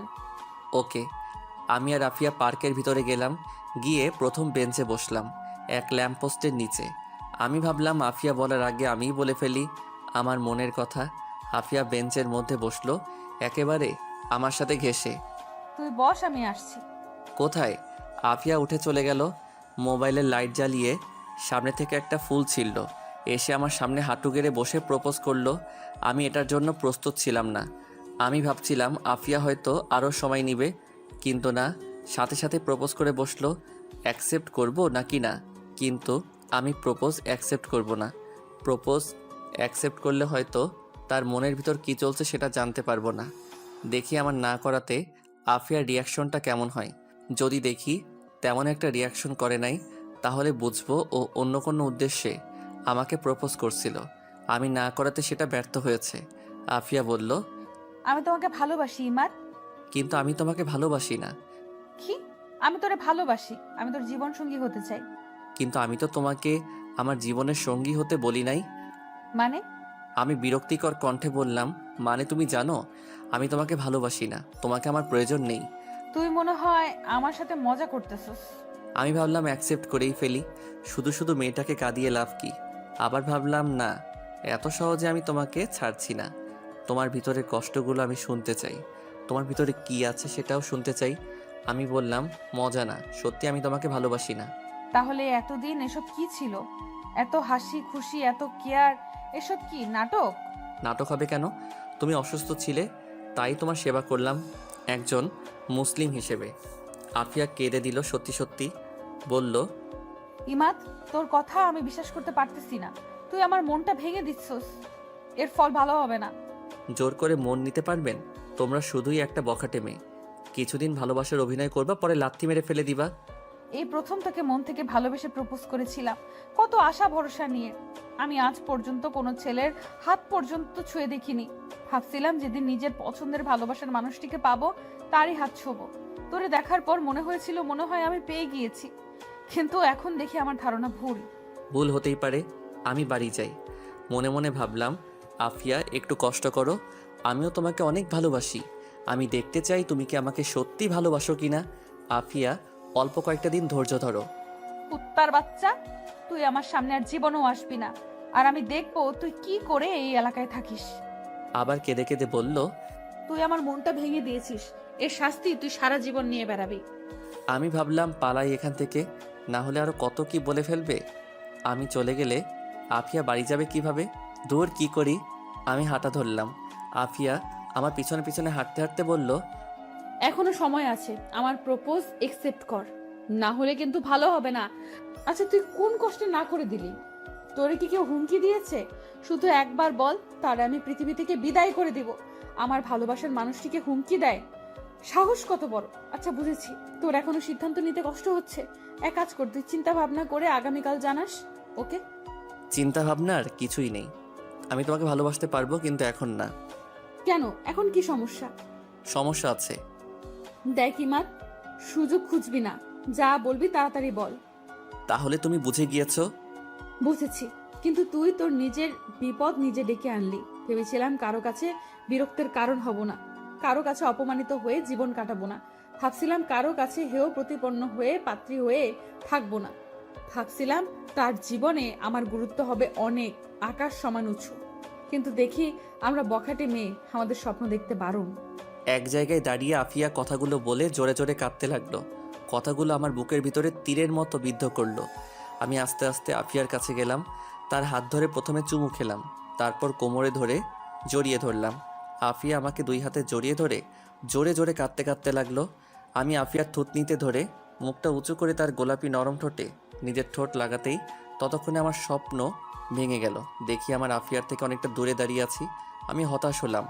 আমার মন চাচ্ছে আফিয়াকে জড়িয়ে ধরে চুমু খেতে, কিন্তু এটা করলে আফিয়াকে শুধু বাহির থেকে দেখতে পারবো, ভিতরে কি চলছে সেটা বুঝতে পারবো না। আফিয়া, কিছুদিন কষ্ট করো। আমি হাঁটতে লাগলাম। হাঁটতে হাঁটতে আফিয়ার বাড়ির মোড়ে আসলাম। দেখি আফিয়া কোনো কিছু না বলে বাড়ির দিকে হাঁটা ধরলো। আমি বাসায় চলে আসলাম, খাওয়া দাওয়া করে ঘুমিয়ে পড়লাম। সকালে উঠে নামাজ পড়ে দোকানে বসলাম। দেখি আফিয়া আসলো, সাথে আর একটা মেয়ে। আফিয়ার মুখের দিকে তাকাতেই আমি অবাক। দেখি আফিয়ার চোখ লাল হয়ে আছে, মনে হয় রাতে ঘুমায়নি। আর এমন ভাব ধরছে, বোঝাই যাচ্ছে না গত রাতে কিছু হয়েছে। এসে আফিয়া তার পাশের মেয়েটাকে বলল, সোনিয়া, দুইটা বেনসন লাইট দে। 2টা ব্যানসন লাইট দেন তো। আচ্ছা। আমি দুটো বেনসন লাইট দিলে আফিয়া একটা বেনসন লাইট জ্বালিয়ে একটু দূরে চলে গেল। সোনিয়া আমাকে বলল, আফিয়া বলল তোরে বলে আফিয়া ভালোবাসে, আর তুই বলে না করে দিয়েছিস। আচ্ছা তুই কি মাথা মোটা? ও আমাদের সাথে ছোটবেলা থেকে বড় হয়েছে, আজ পর্যন্ত ওকে অন্য কোনো ছেলের সাথে দেখিনি। তোরে সে প্রথমে ভালোবেসেছিল, আর তুই সেটা না করে দিলে। ওর বিরুদ্ধে গিয়ে এই এলাকায় টিকতে পারবি না। আমাকে জ্ঞান দিয়েন না, ওর মন আপনার থেকে আমিই ভালো বুঝি। তাহলে না করলি কেন? আর সে কি কম সুন্দরী? সে যদি এলাকার কোনো ছেলেকে বিয়ের প্রস্তাব দেয়, ছেলেটা চোখ বন্ধ করে বিয়ে করবে। আমি জানি, সব জানি আমি। এখন আপনি যান। সোনিয়া মেয়েটা চলে গেল। দেখি আফিয়া চলে গেল। আব্বা আসলে আমি বাড়িতে আসলাম। গতকাল ফাতিমা আসছিল বাড়িতে। মার এবং ফাতিমার মুখের অবস্থা দেখে বুঝলাম কিছু একটা হয়েছে। মা বলল, তুই কি এই জীবনে বিয়ে করবি না? কেন? আফিয়া এসে কান্নাকাটি করে গেছে। সে বলে তোকে ভালোবাসে। তাকে ছাড়া অন্য কাউকে বিয়ে করার চিন্তা করলে বলেছে এই এলাকা ছেড়ে চলে যেতে হবে। এখন তাকে বিয়ে করবি নাকি বল? তোমরা মানিয়ে নিতে পারবা কিনা বলো। আমার সমস্যা নেই। ওকে। এভাবে কিছুদিন চলে গেল। 2 দিন পর রাতে বাড়ি যাচ্ছিলাম, খেয়াল করলাম অনেকটা দূরে আরও 2 জন একসাথে হেসে হেসে কথা বলে আসছে। কিছুক্ষণ পর হাঁটার পর খেয়াল করলাম একজন চলে গেল। আরেকজন জোরে জোরে হেঁটে আমার থেকে একটু দূরে হাঁটতে লাগলো। ভালো করে খেয়াল করে দেখি এটা আর কেউ না, এটা হলো আফিয়া। আমি ভাবলাম এই তো সুযোগ। এতদিন যেটা বুঝলাম, আফিয়া আমাকে সত্যি ভালোবাসে। ও আমার এই এলাকায় বিয়ে বন্ধ করে দেয়, তার মানে ও আমার বিয়ে দেখতে পারবে না। আর ও আবার সিগারেট খাওয়া ধরেছে। আসলে আফিয়ার মনটা অন্যদের থেকে অনেক মজবুত। তার মানে আফিয়া যত খারাপ পরিস্থিতি হোক না কেন, নিজেকে ধরে রাখতে পারবে। আমি দাঁড়িয়ে গেলাম, দেখি আফিয়া আমাকে পাশ কাটিয়ে চলে যাচ্ছে। কিছু দূর যাওয়ার পর আমি ডাক দিলাম, আফিয়া। কিন্তু আফিয়া না শোনার ভান করে হেঁটেই চলেছে। আমি আবার বললাম, আফিয়া আমার কথা শুনো। আফিয়া দাঁড়িয়ে গেল। আমি আফিয়ার কাছে গেলাম। আফিয়া বলল, কি বলবি বল। আর তোর জন্য এই এলাকার নিয়ম চালু হচ্ছে, সেগুলো মানতে পারলে তোরা এই এলাকায় থাকতে পারবি, নয়তো বা চলে যাবি। কী জন্য এই নিয়ম? আমি তো ভাবতেছি আপনার বান্ধবী সোনিয়াকে আমার খুব পছন্দ হয়েছে, আগামীকালই ওকে প্রপোজ করে বিয়ে করে ফেলবো। ওর যদি মরার ভয় থাকে তাহলে ও তোর প্রপোজ একসেপ্ট করবে না। কেন? কারণ এই এলাকার একমাত্র আমি ছাড়া কাউকে বিয়ে করতে পারবি না। এই বলে আফিয়া একটা রহস্যময় হাসি দিয়ে বলল, কিন্তু আমি তোকে বিয়ে করব না। আমি বুঝতে পারছি আফিয়া চাচ্ছে তার কাছে নত হয়ে তাকে প্রেমের প্রস্তাব দিতে। পরে সে কতক্ষণ ঢং করবে। আমি বললাম, আপনাকে বিয়ে করা ঠেকা পড়ছে না? সোনিয়াকে নিয়ে আমি পালিয়ে যাব। সোনিয়া ভোকা না, তোর মতো গাধার সাথে পালিয়ে যাবে।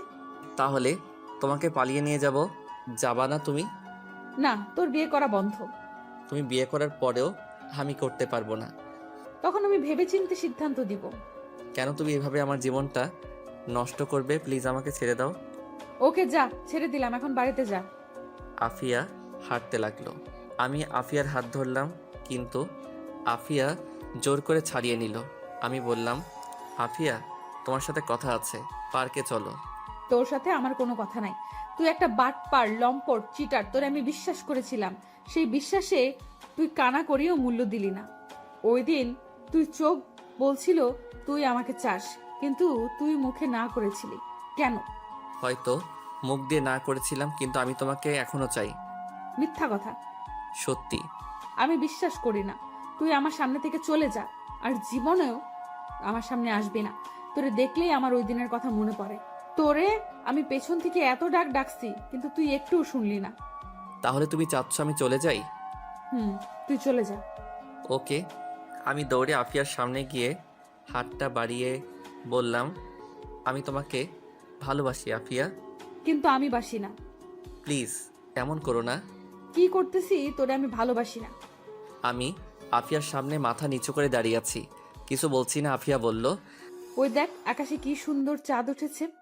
আমি আকাশের দিকে তাকালাম, দেখি কোথাও চাঁদ নেই, চারদিকে ঘন কুয়াশায় ঢাকা। আমি আবার আফিয়ার দিকে তাকালাম, ততক্ষণে আফিয়া আমার ঘাড়ে ধরে সে উঁচু হয়ে সোজা আমার ঠোঁট কামড়ে ধরল। আমি এর জন্য প্রস্তুত ছিলাম না। আরে একই রে, ঠোঁট কামড়ে ধরলো। আফিয়া আর ছাড়ছেই না। আমার ঠোঁট ব্যথা হয়ে যাচ্ছে, মনে হচ্ছে রক্ত বের হচ্ছে। আমিও আফিয়ার ঠোঁট কামড়ে ধরে লাল গোলাপি ঠোঁটটাকে সাদা বানিয়ে ফেললাম। একটু পর আফিয়া নর্মাল হলো, ঠোঁট ছেড়ে বলল, তোরে আমি ভালোবাসতে পারবো না, একেবারে নিজের করে নিলাম। তুমি এটা কি করলা আমার ঠোঁট? এই বলে আমি মুখ ধরে বসে পড়লাম। ঠোঁটে প্রচণ্ড ব্যথা করছে। কি করে কিস করতে হয় জানো না? না, আমি কি কাউকে কিস করছি? না মানে মুভিতে দেখো নাই কিভাবে কিস করতে হয়? দেখছিলাম ওই মুভিতে এইভাবে কিস করছিল, ভাবছিলাম তাহলে বোধহয় এভাবেই কিস করতে হয়। আমার ঠোঁট। দেখি কি হয়েছে। আফিয়া আমার পাশে বসলো, আমার ঠোঁট ধরে চেক করে বলল, তেমন কিছু হয় নাই, চল আমার বাসায়, আজকে আমার বাড়িতে থাকবি। পাগল নাকি? বিয়ে করি পর। সত্যি? কবে বিয়ে করবি? আমার যে আর দেরি করতে মন চাচ্ছে না। ওকে। আমি আর আফিয়া আস্তে আস্তে দুজন দুজনের হাত ধরে পাশাপাশি হাঁটতে লাগলাম। আমি আফিয়ার হাতের মধ্যে একটা চুমু খেলাম, তার কোমরে ধরে আরও কাছে টেনে নিলাম। আফিয়া লজ্জায় চোখ বন্ধ করে ফেললো। আমি আস্তে আস্তে আফিয়ার নরম ঠোঁটে আমার ঠোঁট দুটো রাখলাম। এইভাবে অনেকক্ষণ চলে গেল। আমি আস্তে আস্তে আফিয়ার ঠোঁট ছেড়ে দিলাম। আফিয়া আমাকে দুই হাতে জড়িয়ে ধরলো, কেন জানি ফুপিয়ে কেঁদে উঠল। আমি বললাম, কাঁদছো কেন? এটা হলো সুখের কান্না। তোরে আমি এতদিন খুঁজছিলাম। এখনও কি আমাকে তুই করে বলবা? না, তোমাকে আজ সারা রাত এভাবে জড়িয়ে ধরে রাখবো। না আফিয়া, সকালে আমার দোকান আছে, আমাকে একটু ঘুমাতে হবে। বিয়ের পর কি আমাকে সারাদিন একা ফেলে রেখে দোকানে পড়ে থাকবা? হুম। রাতেও দোকানে থাকবা? হুম। তো তোমার সাথে আমিও সারাদিন থাকবো, এক মুহূর্তের জন্য আমার থেকে আলাদা হতে পারবা না। আচ্ছা, এখন চলো তাড়াতাড়ি বাড়িতে যাই। আজ থেকে আমি তোমার বাড়িতে থাকবো। আগামীকাল থেকে এত রাতে তোমাকে নিয়ে গেলে মা কি না কি ভাববে। আচ্ছা, কিন্তু এখন যে আমি আর হাঁটতে পারছি না, আমার পা অনেক ব্যথা করছে। দেখি কোথায় ব্যথা করছে। না, দেখানো যাবে না, বলে নে। আচ্ছা, পিছনে ওঠো। আমি আফিয়ার সামনে বসলে আফিয়া আমার গলায় 2 হাতে জড়িয়ে ধরলো। আমি দাঁড়িয়ে হাঁটতে লাগলাম। আফিয়ার মুখটা আমার কাঁধে রাখলো। কিছুক্ষণ হাঁটার পর আফিয়ার বাড়ির যাওয়ার মোড়ের কাছে পৌঁছালাম। দেখি মোড়ের কাছে 2টা ছেলে দাঁড়িয়ে আছে। আফিয়া আমার কাঁধে মাথা রেখে চিল করতেছে। আমি বললাম, দেখো তো সামনে দুজনকে চিনো কিনা। কই দেখি। আফিয়া কাঁধ থেকে নামলো। চিনতে পারছি কে। ওই দিন যে এই দুটোকে মারছিলাম তারা। তারা এখানে কি করে? ওদের না এই এলাকায় আসা নিষেধ? আফিয়া আমার হাতটা ধরে ওদের সামনে গেল। আফিয়া বলল, ওই তোদের মুখের মাফলার নামা। তারা দুজন মুখের মাফলার নামালো। আমিও চিনতে পারলাম আফিয়ার ধারণা ঠিক। ছেলে দুটোর হাতে, একজনের হাতে চাপাতি, আরেকজনের হাতে ছুরি। কোথাও থেকে আরেকজন মেয়ে এসে বলল, মেয়েটা চেয়ারম্যান সাহেবের মেয়ে। আফিয়া আপু, কেমন আছো? ভালো। এত রাতে এখানে কি? আর তোরা দুজনকে না বলছিলাম এই এলাকায় না আসতি? ভাগ এখান থেকে। না আপু, এখানে একটা ঝামেলা আছে। আপনি শুধু শুধু আমাকে মারছেন, আর এই ছেলে দুটোকে শুধু শুধু মারছেন। এখন বলেন আপনার কি করা উচিত? আচ্ছা মানলাম, কিন্তু ছুরি চাপাতি নিয়ে আসলেন কেন? চলেন কথা বলে ঝামেলা মিটমাট করি। সেই দিন শেষ। এখন কথার থেকে হাত বেশি চালাতে হয়। বুঝতে পারছি তোদের মনের ইচ্ছা, কিন্তু আজকে আমার মনটা খুব ভালো, কারণ আজকে ইমাদ আমাকে বিয়ের প্রস্তাব দিয়েছে। সেই জন্য তোদের ছেড়ে দিচ্ছি। যাও, তোমরা বাড়ি যাও। কিন্তু আমরা তো বাড়ি যাওয়ার জন্য আসিনি। এই, তোরা তোদের কাজ শুরু কর। আফিয়া দৌড় দিবা? আরে না না, তুই আমাকে একটু টাইম দে। এই বলে আফিয়া তার ব্যাগ থেকে মোবাইল বের করে কাকে জানি কল দিল। কিছুক্ষণ পর কল ধরলো। সাইরেন বাজা, সাইরেন বাজা। এই বলে ফোন কেটে দিল। এদিকে পাশ থেকে আমি একটা পুরনো লাঠি নিলাম। আফিয়া বলল, আর এক পায়ে এগোলে আর একটাও বাঁচতে পারবি না। চুপচাপ চলে যা, এখনো বাঁচতে পারবি। একটা ছেলে একেবারে কাছে চলে আসলো। ছেলে বলল, ভাই আপনি চলে যান, আপনার প্রতি আমাদের কোনো রাগ নাই।